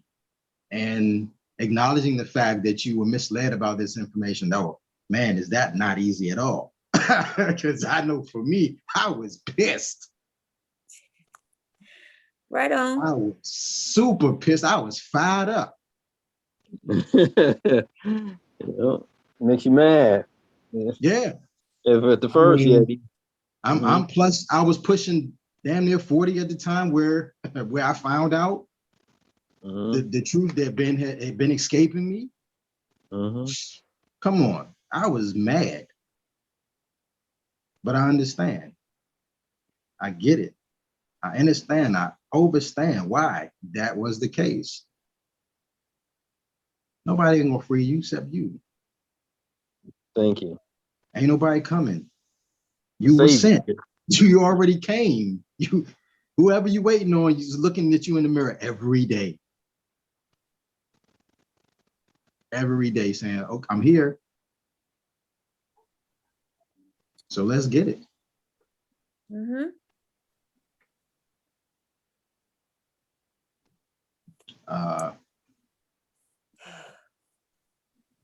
So does anyone want, my Bouvier's 6th edition is, for some reason, is split up, but I can put all the PDFs together as one dictionary. Would anyone like a copy? I just need the time to put it together. They can do that. They can obtain the study drive. It's available. It's packed with all of that information. You got a copy of the study drive already. Don't blast me out like that, Ronnie. Well, I'm just saying. You know. But you don't have the 6th edition. I don't. You don't have the 6th edition. We got the other person in. Yeah. Well, Hassan, he bowed out, but somebody just came in. All right. So use of your social security number keeps you in the 14th Amendment citizen status? Purely because first and foremost is not yours. If you look at that card, it tells you that it's not yours. Yes, I understand. And that's the biggest problem with our concepts of our biggest concepts. That's our hugest lack of a comprehension as it relates to terminology and uses of words. We read something and we think we've gathered it, and we haven't. Because just reading, sounding out a word doesn't mean you actually comprehend what you just read. That just means you know the phonics of that piece of literature. But that's not the knowing as it relates to that word. So, you know, we use those words like black and Negro and colored, etc. And we use those words that are listed in documents, and it specifically pointing out to you that it does not belong to you. Does anyone have a copy of the so-called Social Security card available to them right now? Read it for everyone. Read the back of that document that transmitted utility. And it purely tells you it's not yours. Yep. It's not an identification either. When it first came out. So you want us to comprehend, you know, the certain words that we read or say. Well, what if we substitute that for an example? Like, if you tell someone they're not Black, and they might, it's not registering. Basically, you're saying you're not comprehending it. So couldn't you use an example? Couldn't you show them what Black actually is compared to who they are and what they look like, their skin tone or hue? We always can, but I think Brother Reggie said it earlier, you know, man knows not being told. So I can tell you till you're blue in the face, and I'm tired of talking because my throat now dry because I've been telling you this forever, and now you still don't grasp it. I can't tell you. Some examples don't have to be thorough. You can show, you know, something. You can show them real quick something. An example. Yeah, they have to. Yeah, that's true, but they have to want it for themselves. And sometimes you gotta break it down like they're a child, a 5-year-old. If they don't know, if you go over their head, they still ain't gonna grasp what you're saying. Because that's what they've been taught all their life. You gotta break it down to like they're a child. Say, okay. In that case, to me, if I'm telling you something and you're not getting it, perhaps you're putting on a show. Perhaps you're acting like you don't get it because you don't want to, because you want to stay comfortable in your oppression. Well, whose responsibility is that? Is it yours or theirs? Theirs. Okay. So how does that affect you? It doesn't. You have to learn balance and detachment. Because that's going to drive you crazy. Burn you out. Yeah. They're going to burn you out. Has nothing to do with you. Can I interject? You drop the knowledge and you keep pushing. That's all you can do. I want to add to y'all wisdom, if y'all don't mind. I got kind of cut out, and I promised I was going to be quiet, but the mothers keep asking questions that it's like, I don't know, I guess because I've been around Sekhmet, you know what I'm saying? Yo, it's like I can hear something, you know, consistent in what the mother is saying. And if I'm hearing, I think that was Mother Yoshi, if I'm hearing her correctly, it's like, okay, she sounds like she wants you to go to edamonline.com, look up the word Black, even though you got it there, you can stay there also. You know, just showing people, you know, the term pale, describing the term Black, and then ask them to look in the mirror. Are you pale? And then if they go no, then you got to ask them, then why are you calling yourself pale then? No, I'm not calling myself pale. I'm calling myself Black. Well, if you're calling yourself Black, you're calling yourself pale. You know what I mean? And that's just one example. Linguistic speak, there are many examples to prove people aren't Black. Just prudent means would be to bring color and see lethal more. Black Law Dictionary, 4th edition, page 331, I think it is. And I get it. It was published in 1968, which means it's reconstructed. However, we're using our discernment to be able to grasp those things, so to speak. All right. So if the mothers read that etymology, do you get what I'm saying? Then what you're doing is like when Jay-Z said, "What you eat don't make me shit." So it's like you guys won't be able to digest it if one of the sons read it, because we already know that mother gets it, it'll be over by breakfast. Thank you.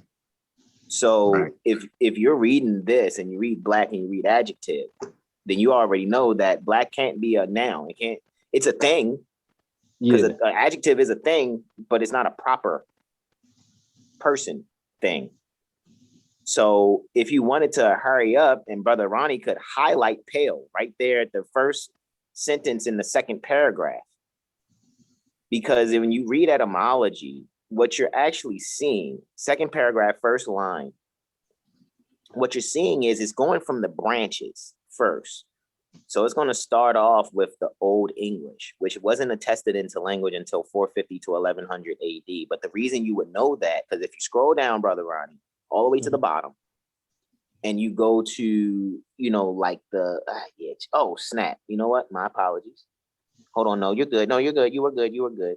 But when you go back up to that term black, you're going to have to, I think, click on them, because when they're still red like that. Right. Yeah, No, you're right. They're not. Yeah. So, all right. So now when they're, okay, now that they're pale, now that the letters are pale, scroll all the way down, right? Scroll all the way down. Right. And with that being said, what you have there now at the bottom, all the way at the bottom in the gray portion, is like going to the index of your encyclopedia. And what you see there to say terms or something, scroll all the way down, all the way down. So you don't have to do this every time, but see where it says terms at the bottom left hand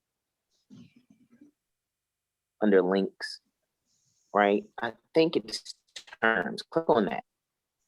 So when you're reading the etymology and you see Old English and you see anybody utilizing the word black, this is introduction and explanations. And if you scroll down, you will see what's going on in Etymonline, just like if you went to an index of a freaking like dictionary or something, right? So, all right. So with that being said, when you go to look up Old English is going to tell you that Old English, if it was like a record or an album, then that song or that album didn't drop until between 450 and 1100 AD. So it's just a little over 1500 years old, the word God and the word black. So they're pretty contemporary and fairly new terms. But me pontificating about right now and just spitting it out does nothing for the mothers. All I'm doing is assisting my brother in so that the mothers can see, all right, hold on, how do we hunt? She just asked, how do I be a lioness and go and bite something in the neck and bring the gazelle back? That's how you do it. So now that you know what you have done now, not only have you looked up etymology and you're reading, but when you're reading, you're doing time travel too. So that's why I brought up the 1914 book first, so that we're knowing that what we're doing is time never was when man was not. So when you ever go in certain portions of time, or when you speak, you're time traveling. So the reason you're not black is because you are going back to the ancient mindset pertaining to your foremothers and forefathers. So an ancient amount of time is not 1500 years ago. Mm-hmm. Which means your ancestors didn't refer to black or God in that fashion. Nope. All right. So now if you hit back, Brother Ronnie, and go back to black, have the mothers see that it says pale. And now, instead of even reading the whole, I want you to read the whole entry, but just highlight pale. And mothers, I want you to ask yourself this question. Are you pale? No matter how light you are, in fact, are you pale?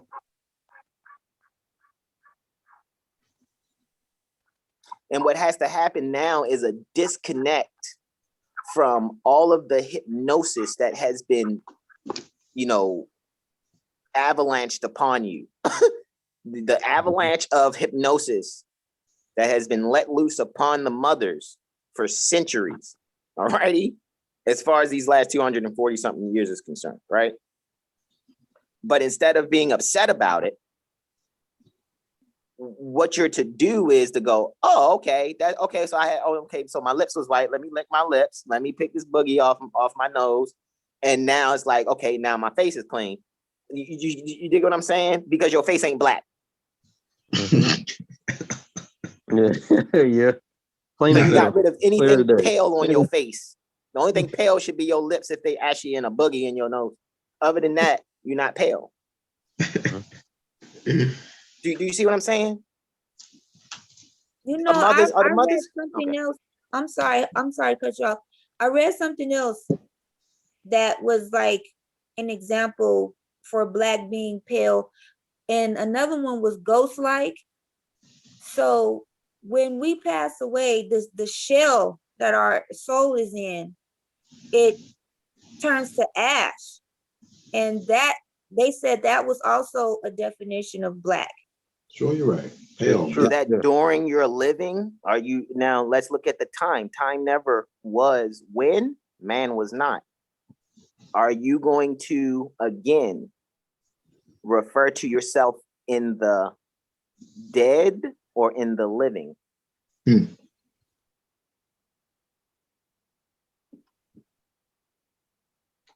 in order for you to see the body turn to ash, the soul must leave the mansion that's called the mind.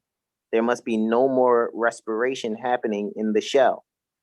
So now the shell no longer has its use, like the empty cart of Jagannath in the Matheno's Ministry of Death in chapter 4 in your Cycle 7 Holy Koran. Which now, if you would really answer your question again, chapter 1 would answer your question even further, because you're talking about the creation and fall of man. Facts indeed. Which I intended during reading during this session in the beginning. Islam.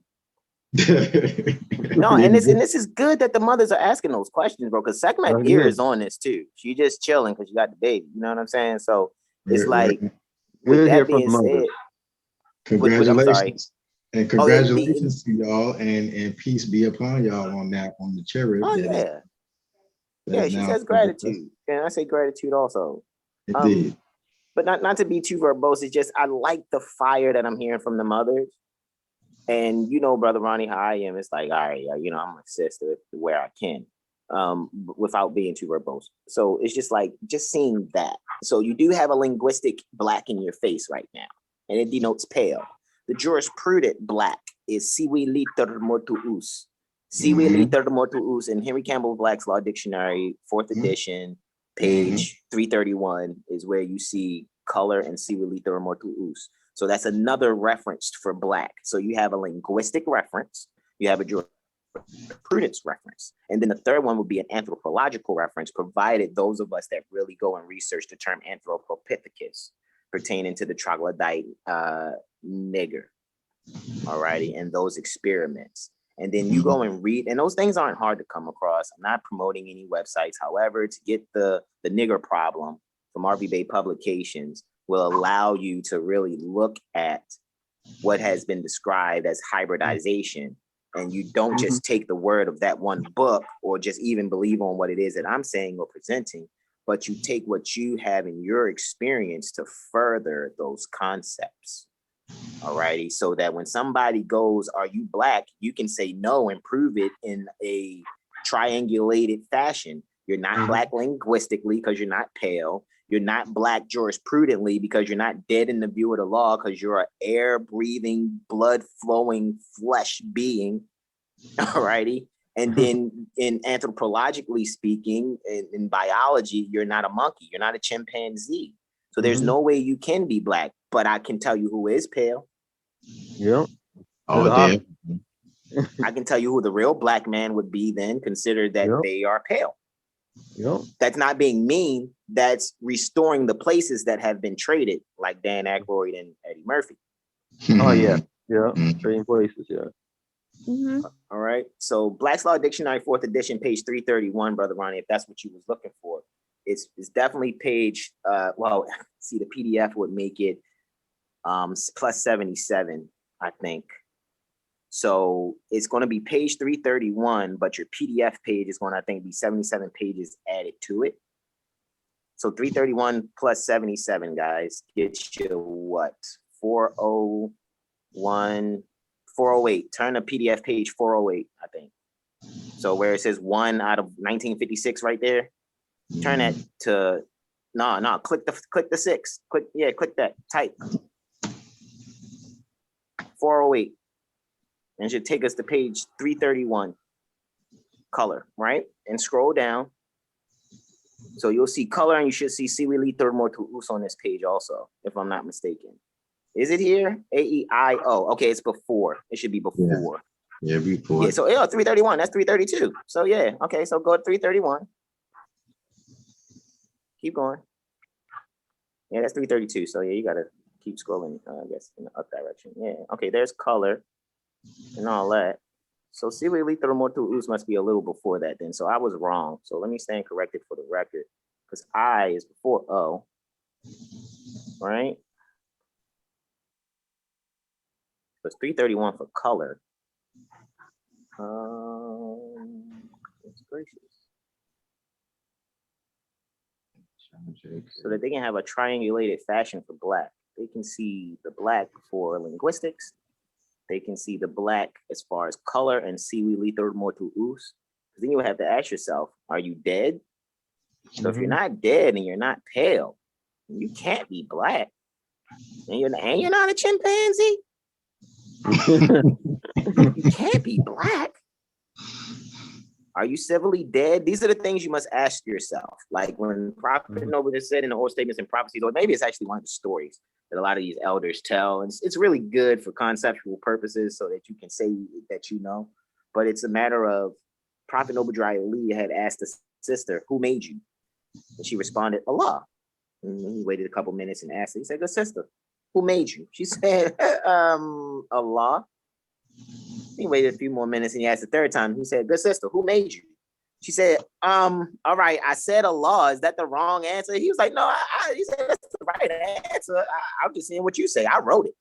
I know what it is, but I'm just saying what you say. So in other words, he was making sure she wasn't just parroting things. He was seeing if the spirit of the law was really on her dial plate. He was just making sure she wasn't parroting what he had presented. He was making sure it was really a part of her consciousness sincerely.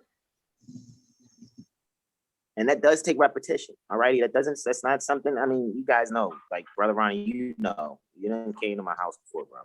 6 years, and you seen me sacrifice chasing the bag 6 years, you know what I'm saying? However, I'm not saying that everybody has to do that. So when the sisters are asking for, well, what's a straight example? Okay, well, look, this is how the brothers work collectively in, assisting the mothers. Do you see what I'm saying? So that in this example and in your presentation, that's what you're bringing. You know what I'm saying? So when the mother's like, well, shit, I got a question. Okay, well, shit, well, damn, Brother Ronnie gave a presentation. This brother, ain't leave him hanging at all. And that right there is where the unity begins. And that should take you to chapter 25. Remember those bonds when ye separate in the world, remember. Circle 7. The bonds of affection that bindeth you to love and unity. And that's what we're really displaying right now. All right. So I yield the floor. Did that answer your question, sister? Because you got that fire, and I can respect it in the sense where it's like, okay, you on top of something. You must be on to something. So that's how I'm hearing. Thank you for the confirmation. I appreciate that. Islam. I yield then.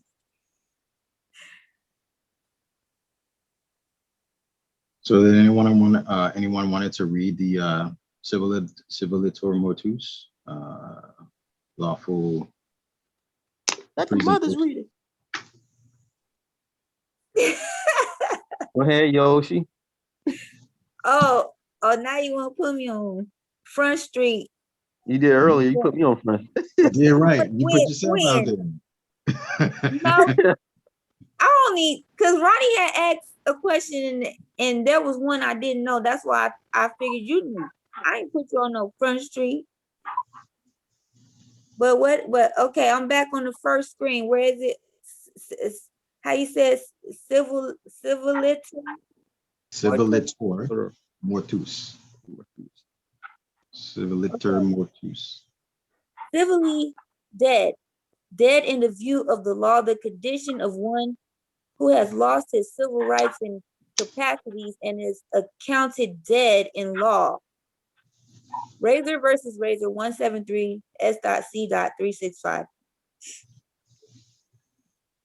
Duppity puppity, that's how black is treated in law. So now you can see black linguistically, now you're seeing black jurisprudently, and then you already know you can see who's pale and then realize that. That doesn't mean be mean to your Albion sons and daughters.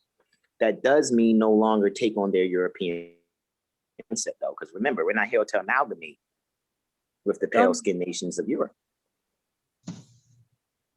Right. We're not to take on their it seems like it was switched. Like they took our good and made it their good and gave us the bad.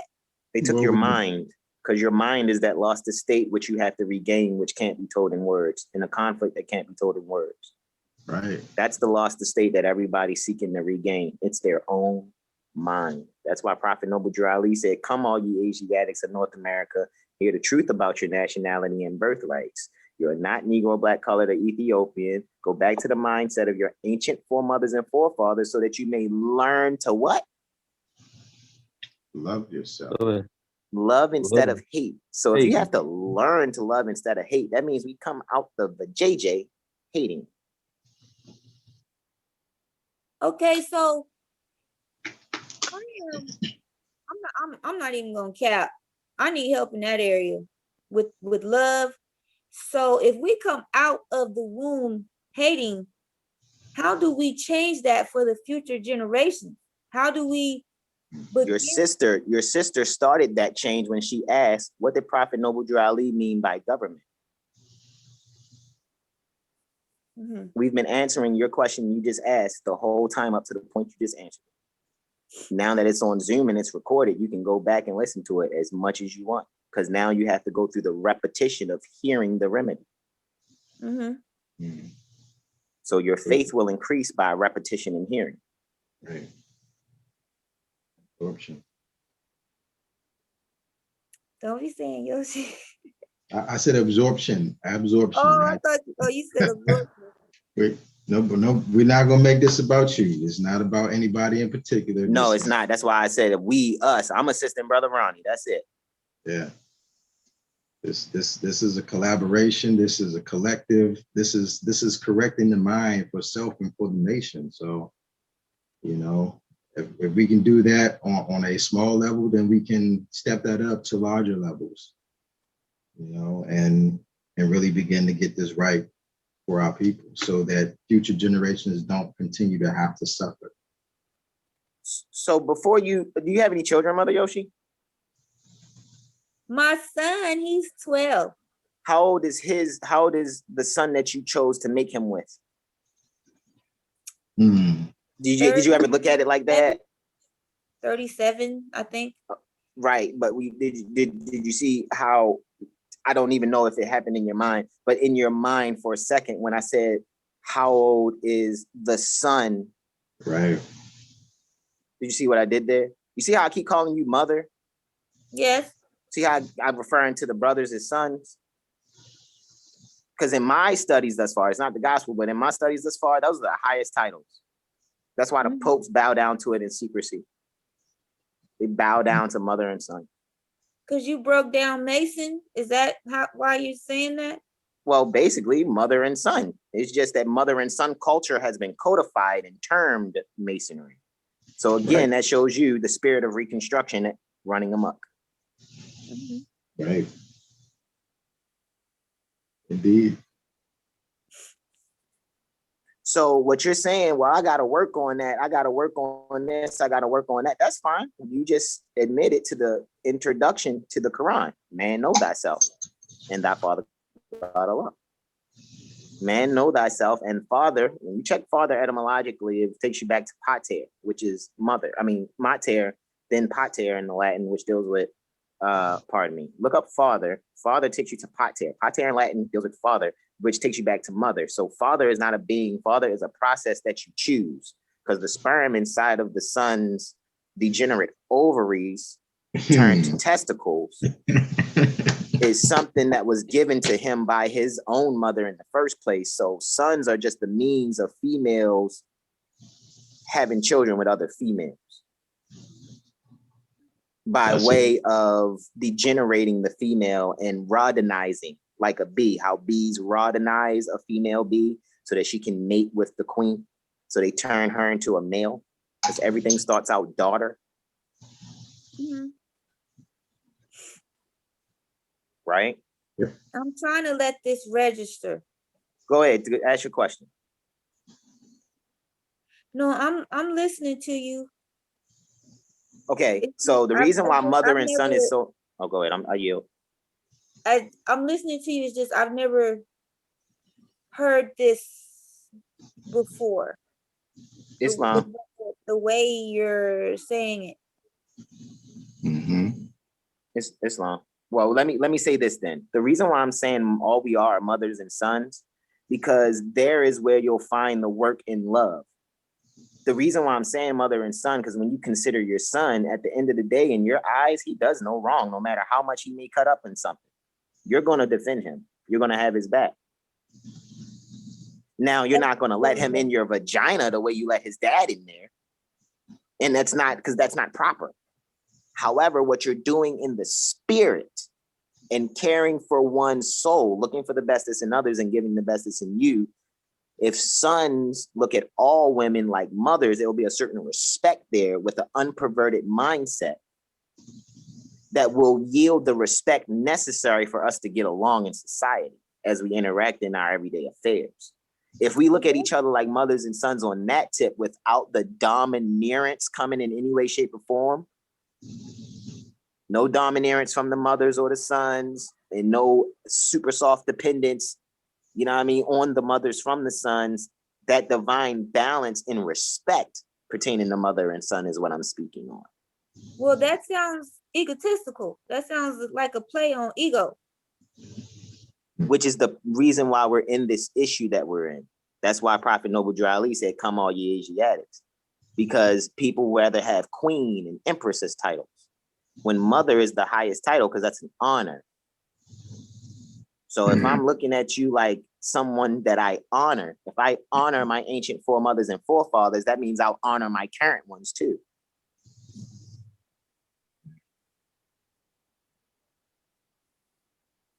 Right. Because at some point in time, we're going to be somebody's ancient foremothers and forefathers. Say word.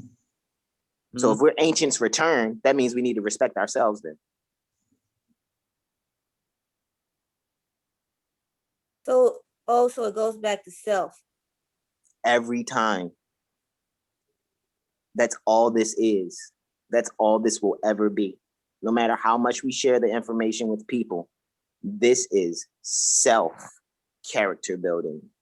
So even if we're working on self and we're calling back everything that belongs to us righteously, and we're walking now righteously, and as Moors are, upright and everything like that. So if we're doing everything right, how do we clear ourselves from the disrespect? Because some people just don't care. What's your concern? You respecting you or other people respecting you? Me respecting me.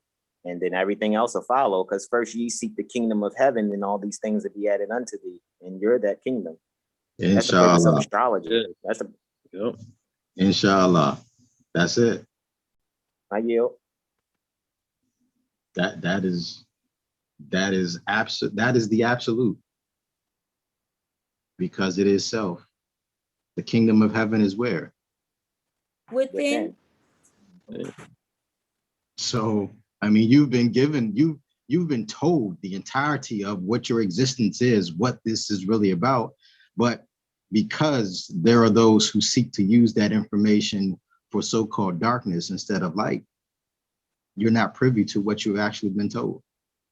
So you know not how to enforce it nor navigate it.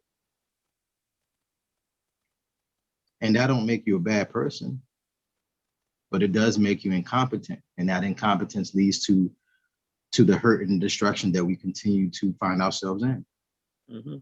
She was real powerful in her statement, Brother Ronnie, when she said, I've never heard it this way. Now, I'm going to be very honest with you. All the praises due to balance. However, what Brother Ronnie is even saying in the ultimate, that if people are not being just straight, right to the point with what it is, you know what I mean, and just tell you the truth, and then you have to deal with it. You see what I'm saying? That's what you have witnessed a lot in like the movement, where, you know, sometimes you go to ask a question and people kind of, you know, dance around it. Sort of, kind of, and you know, and I'm going to keep it a whole thou wow with you. In my experience, and Brother Ronnie, like I said, Brother Ronnie's been in my home, and we had conversations on this level, if not deeper. The fact of the matter is, what you actually realize, because I did the dangerous thing. I went and did it on my own. I wanted to see for myself, went and visited people, went to House for Reawakening, did all these different things, assisted elders, all these different things. And what I came to find out is that when I'm just going to keep it a whole buck, when Brother Taj had shared Veritas with me, and I was like, gave him feedback, because I know it's best for you to grasp things and understand it, especially if you look up Jesus in the Metaphysical Bible Dictionary, because that's what, you know, I kind of just share with people at times. And you'll see yourself even more, and you'll see the Cycle 7 Holy Quran, chapter 1 even more clearly in Prophet Noble Ali, and read Jesus in the Metaphysical Bible Dictionary, so you can get that metaphysical comprehension. And then Henry Campbell Black's Law Dictionary, 4th edition, metaphysical defines, its definition is the science pertaining to being. However, let me make my point. Brother Taj was like, she shared Veritas with me, and I was like, bro, like, I get it now. The scimitar over the woman's head is not just subjugating mother. That's really, that's the negative. The positive is that it's a astro-Masonic key to let you know that the sword portion deals with Nisan, pertaining to the sacred year. So that sword is in Perseus's hand, which is aligned with Aries, the constellation Aries. This 5-pointed star that the sword is over deals with, you already know, those 5 synodic points that happen over 8-year time span between Venus, the Earth, and the Sun, and creating those 5 points over 8-year time span pertaining to Venus, which deals with Shamali, which is the second brightest magnitude star in the constellation Libra. So really, when you look at that scimitar over the star, you now have 2 different consciousness now that are out there, because the elders, I think, only had the consciousness that they were willing to present, unless people are under some secret Masonic something that I don't really know about. And so I'm not putting it out there that that's what it is. However, after a while, you hear so much and even read in a lot of literatures that the sword over the 5-pointed star is pertaining to woman being subjugated. Yes, if you don't give her the knowledge that pertains to the zodiac, to those same symbols. Then if she doesn't have, then now it's like the difference. It's like, how are you viewing it? Are you see the scimitar over the star? Are you viewing it now as something negative? Is the glass half empty now? Or is the glass half full, because now you're not seeing it with a threatening perspective? You have renewed your mind. You have baptized yourself from looking at it as you under the pain of a dual-edged sword subjugating you. Now you're looking at it, oh, hold on, this deals with the sacred and the civil years. All righty, so you got 6 years of the sacred year and then 6 years of the civil year. The sacred year starts off with Nisan. Nisan deals with Aries. That sword deals with the scimitar in Perseus's hand, the constellation Perseus. So that's where you get Persians from, not Persians. There's no such thing as Persians in real history. They never existed. It's only talking about a people who know how to do astro-masonry. All right. So with that being said, now what we're doing is removing from all of you mothers' mind the sword over you. That's not a sword over you. That is mother and son. Because the son usually has the sword and the mother is the star with the open points. Are y'all hearing what I'm saying here? I hope I'm not going too far. I'm just trying You're to. right on point. You're right on point. Yes. What did this sister say? I'm trying to grasp this, because I mean, the way that you're saying it sounds good, but how do we present that type of information? Because we can't just go around saying you're my son. You can't. Not in that fashion. Not in that fashion, because again, when I say mother, Mother Yoshi, it doesn't sound like applying to anything. You know what I mean? I'm not like, mommy Yoshi, can I, mommy, please? I'm not doing that. I'm saying Mother Yoshi. Now you gotta say Brother Hassan, or my good son Hassan. I wouldn't take it offensively, because what you're saying now is some brothers ain't at them degrees, Brother Hassan. They're gonna be like, bitch, who you talking to? Part of my expression, but that might be their reaction. That's not my reaction. Right. Do you get what I'm saying? Because yes. I have a certain comprehension. We are to retain the information and understand it, right? And exercise it around those that you know will be competent enough to not get offended when you utilize it and practice it, so you can better yourself, because that's what this is about. It's about character building. I mean, I'm just saying, we already have a hard enough time telling our people they're not black, and then you just go off into this whole other venture. It's really gonna throw them for a loop. What do you want? What I want is for an easier understanding, even though I know this may not come easy, but I just don't want to. I mean, I'm not saying I don't want to offend anyone, but the truth has to be spoken out. You gotta give it to baby steps. You can't give them all at once and bombard them, and that's what turns them off. Said. Like you can't. What you're doing is you can't tell them everything, all at once. No. Because there was a time where we didn't understand what we know now. I'm paraphrasing, but you get it. So what would you like to be presented with ease? What would you like to be presented? Right now, nationality. In general, right now, all of that. I thought I would just, personally just answering the question. I want us I want us to take those necessary steps. I want us to start off with the basics that our people know we are not black, and, explain to them what nationality is, what birthrights is, and then just continually go into knowledge of self, because eventually you're gonna have to study these things on your own. And as I learn every day. I have questions every day, and the thing that you just presented to me is new. Mason, you broke it down. Ma, M-A, son, S-O-N, and the terminology that you're using, calling us, mothers. I'm not used to that.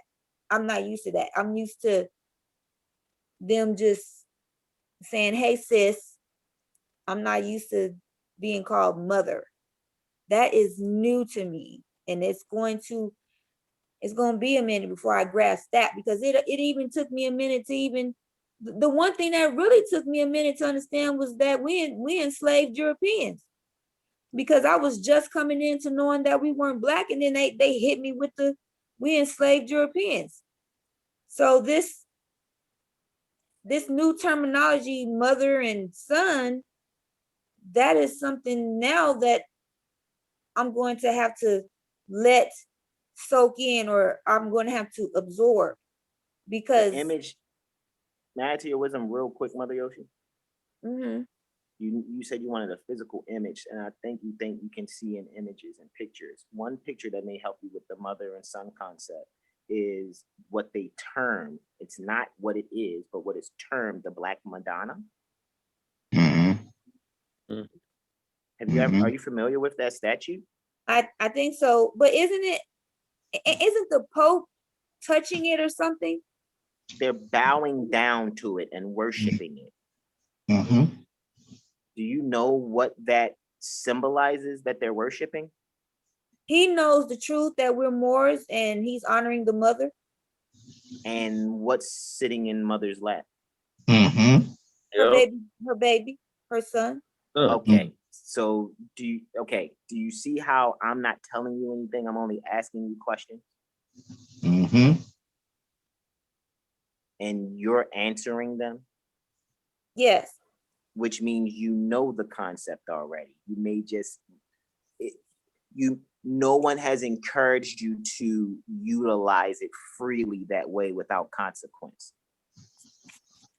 I think there has been some type of form of consequence out there. You know, I know that when I speak, and let me just, no capping, you said earlier, right? Don't think for 1 second I don't sound like a cornball to most people that try to just stay cool. Don't think for 1 second I'm not clear. I sound like a clown on a lot of people. However, the mission is, in order to change the people, you must change their literature. Mm-hmm. That's the charge Prophet Noble Drew Ali gave to us. Mm-hmm.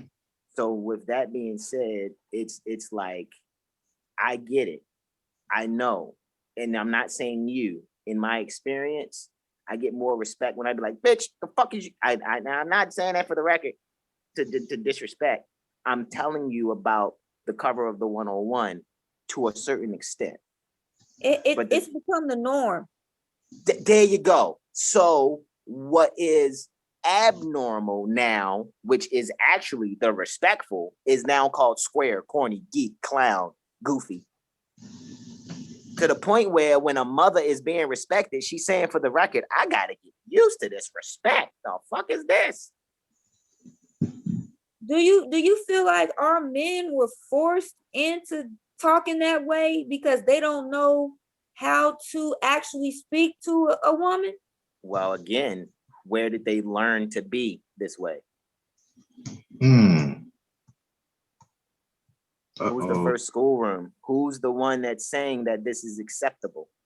The women are saying this? I mean, I haven't seen them not say, bitch, you see, bitch, hi, bitch, you about to chill, bitch. I hear that a lot. I don't know why. I don't know why. Girl, that nigga ain't shit, bitch. So what are we supposed to do? What are we supposed to do? And you know what? A conversation needs to be had amongst men and women. No, just the women. No, just the women. The elder women need to stop fronting and need to talk to the younger mothers, because even my consort would say that's the problem. It's not the brothers. We're on point. We're ready to defend you. But we can't defend you if you keep throwing us under the bus. Man, that should be hurting. You can't put out your own protection.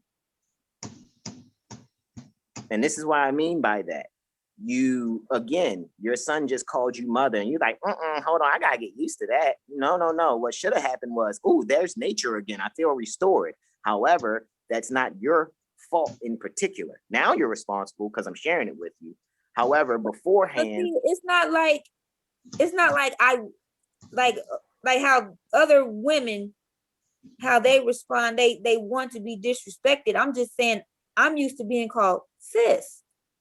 I'm not used to being called mother. I'm used to being called sis, or maybe hey lady. But besides that, that sounds disrespectful. I'm not putting that into the vocabulary. Islam, and I'm not going to insinuate that that's what you particular. I was speaking in general, because let me disclose, you're mainly concerned about the people overall, and I think that's noble of you. Period. Mm-hmm. All right, that's very noble, and nor am I saying you're doing anything wrong. What I'm saying is this is what your sons have to deal with. This is what your 12-year-old has to deal with in his future. Okay. And the conversation that needs to be had, it's like, if a young woman such as yourself know that a lot of other mothers are ratchet and raising ratchet mothers, then you need to have a talk, because you don't need your son talking about, mine, look, mine, you about to be a grandma, and it's a ratchet. Never. So the conversation needs to be had is amongst the mothers, and the mothers alone, in a way that it doesn't turn into Amazonian kill him speech. That's why I think in some of those Masonic arenas, they'll have a guy in those Eastern Star meetings. Because there's no trust there yet. Can you think of coming out of a womb and then you learn in life you can't trust the womb you come out of? You know what kind of pain that is? Because that's how a lot of sons think. We'll never voice it though, because we know it'll hurt your feelings.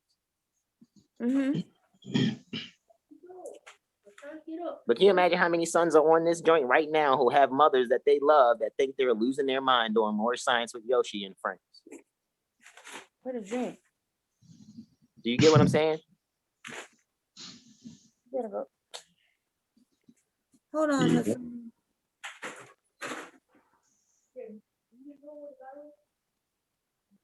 Oh, there you go, right there. That's the page. That's it. Son of Obed. That's how I know Jesse. That's where it starts. That's where Jesus started at Jesse. That's what I just taught on today, bro. Before I logged into y'all class, I finished up my class on that, bro. Right there. That right there, man. If y'all read that along with chapter 1 in the Cycle 7 Holy Koran, there's no need to. Boy, goodness gracious. That's all I'm gonna say, man. I ain't gonna even go there. I'm telling you, man. Y'all mothers read Jesus.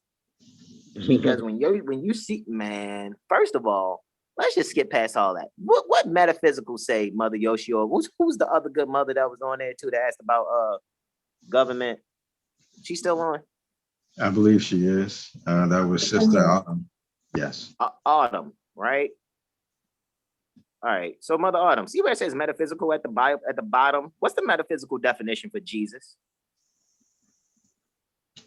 Metaphysical, the I in man, the self. What's man? Stop. What's man? Do you know what man is? I'm just curious. I mean, man is also in the word woman, man with a womb. Okay, no, that's fine. I just wanted to see how you answered it. I'm going to tell you something, and I don't want you to believe it, but you're going to utilize it every time you see the word man, and then you're going to prove it to yourself later if Brother Ronnie doesn't bring it up now. Man is mind. So wherever you see man, say mind. M-I-N-D. Because then it'll relate to you. Now read it. The I in mind, the self, the directive power, raised to divine understanding and power. The I am identity. Did you have to do anything outside of yourself just now? No. Did you have to have a relationship with some holy entity? Myself. Okay. And again, it's back to the same question. When Prophet Noble Ali was talking about government, which one? Okay, right there, Jesus. Because this is all those who love Jesus, right? So who's Jesus again? Mm-hmm. Myself. Oh, okay. I yield. Mm-hmm. It's not hard. It's not complicated. And I'm not going to complicate it. I yield, Brother Ronnie. Islam. And this is exactly why they will never teach you this in those institutions that you call church. And by the way, church doesn't mean what you think it means. It's circle. That's why it's a circle 7 with the 4 points openings.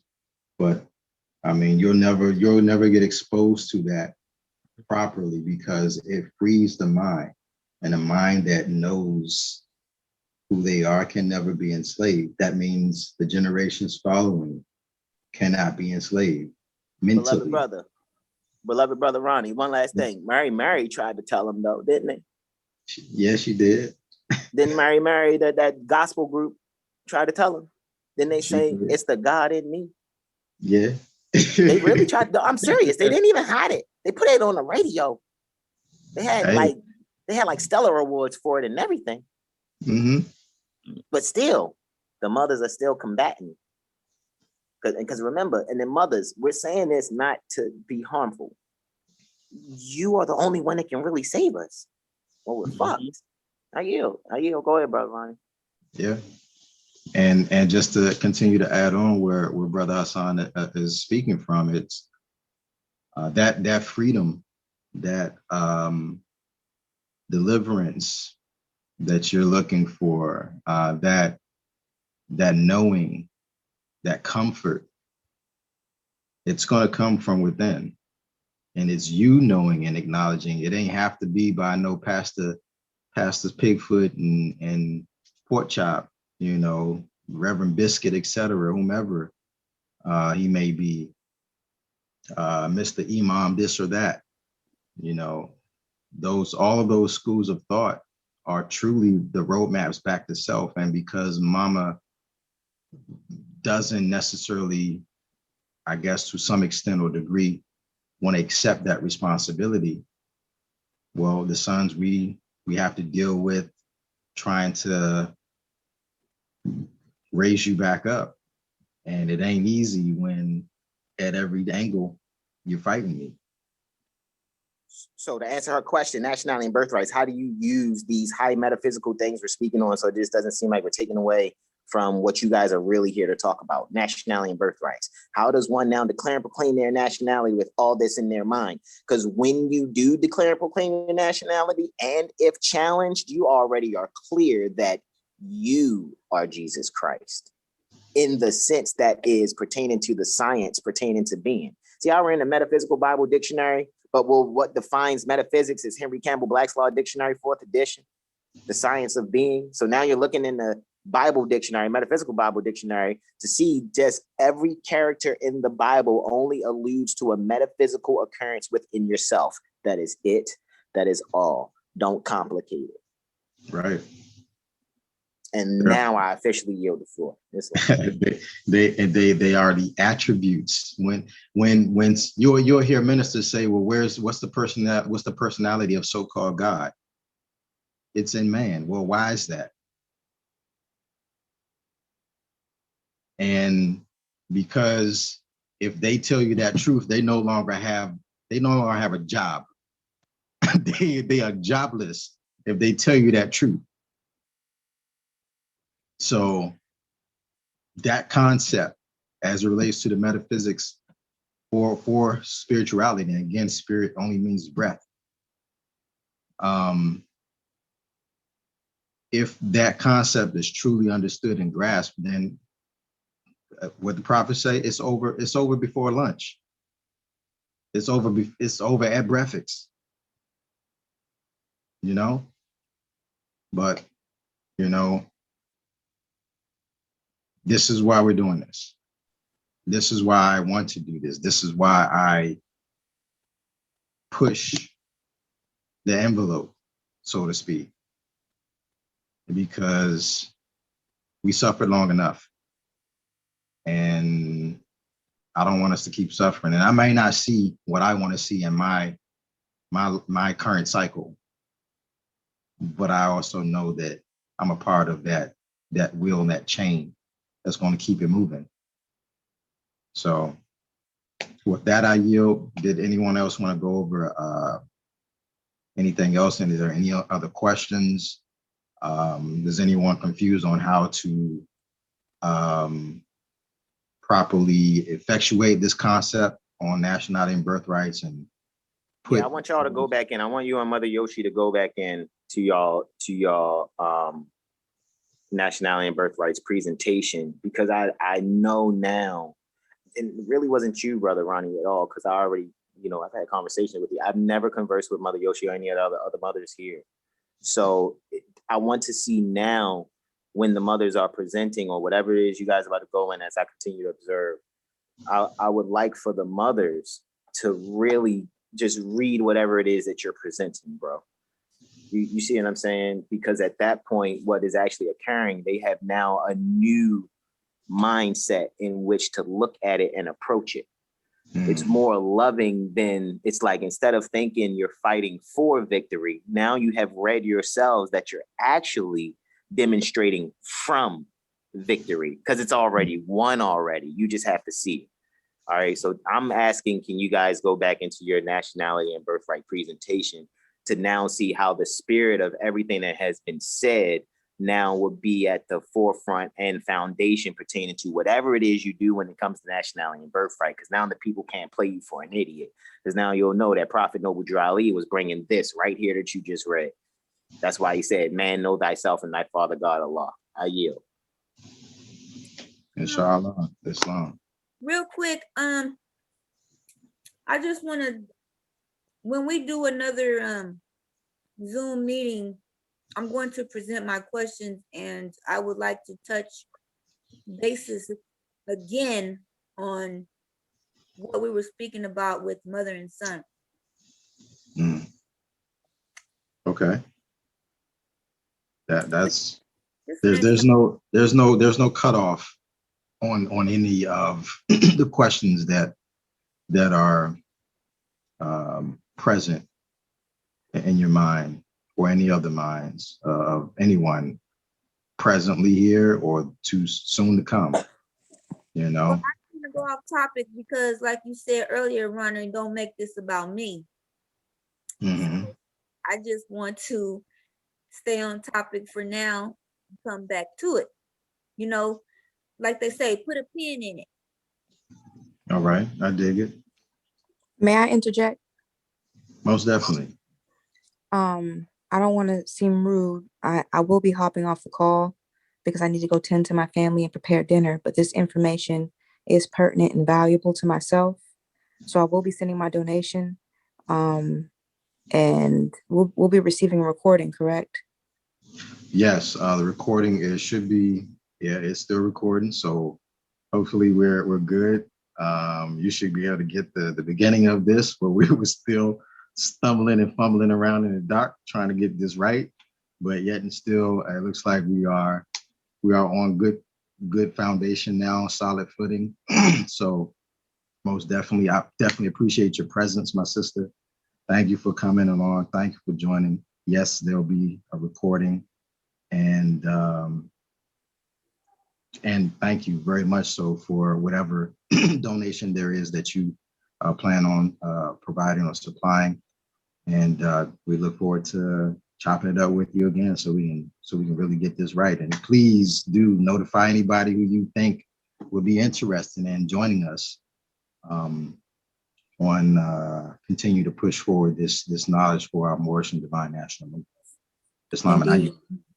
Since I will not be present, would you mind if you all have the time discussing if there's a way for one to proclaim their nationality and still operate in this society while still upholding and defending that proclamation? Because I am going to be employed by the government, so I have to figure out how to navigate these things. Islam, most definitely. And you have the state of mind already because you're conscious of it. So if you're going to push yourself forward from there, you most likely are not going to have any missteps.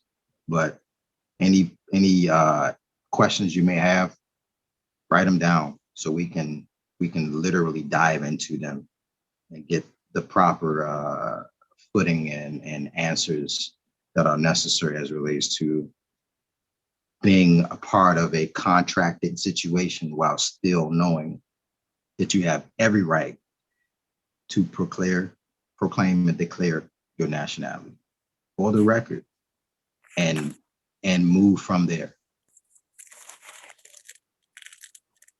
Gratitude. Very welcome.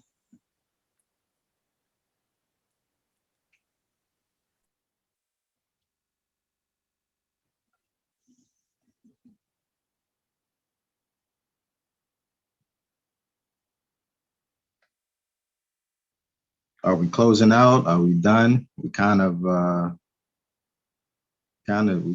we had a good one. And I think this is going to always be some great discussions. Most definitely. We It was a good conversation. Yeah, good discussion. Hiccups. We only had a few hiccups, but it ran good after maybe, I don't know, 10 minutes. And then it's been, okay. Right. We started bumpy again, but it's all right though. It's all right.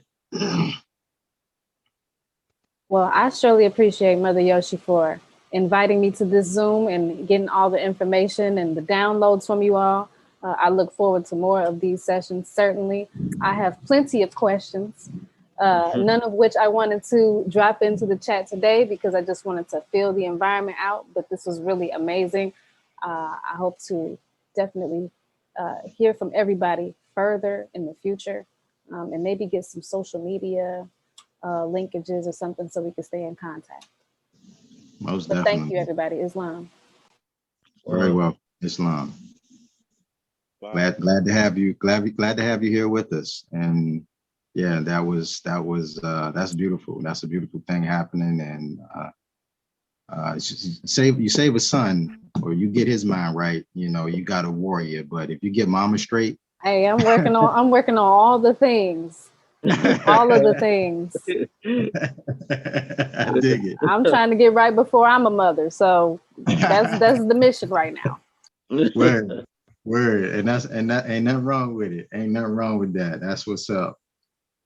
That is what's up. Welcome, most definitely indeed. I definitely appreciate your presence and your add-ons and the state of being that you're on this and you're appreciative. So that warms my heart, and that lets me know that I did this for the right reasons, and ask certain people to be a part of this for the right reasons. And that's a great thing happening. So and if you know Yoshi, so I'm sure she can point you in the right direction to all social media pages and links, etc., and email addresses, etc. So we're definitely good to go.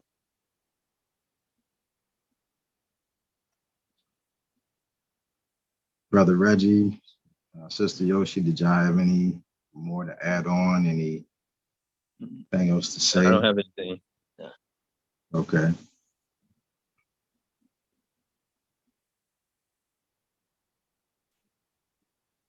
There's someone by the screen name of Yaz here. Are you there with us? Yes, I'm still here.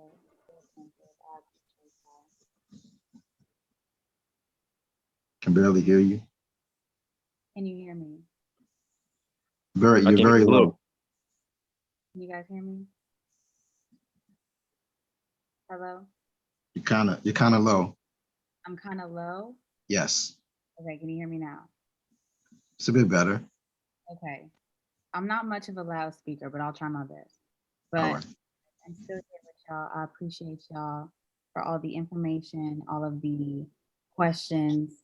I'm just following along, taking in the downloads, appreciating everything. I feel like I'm in a space of learning more by saying and asking questions when asking from a place of stillness. So I haven't said much during this time, but my questions come from stillness and just honoring that within myself. But I appreciate y'all greatly.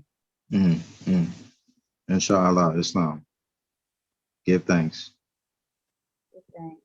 Hopefully you'll stay with us and let others know what we got cracking. So thank you for your presence.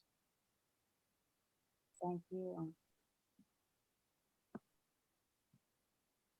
Brother Son, did you want to add in anything else on?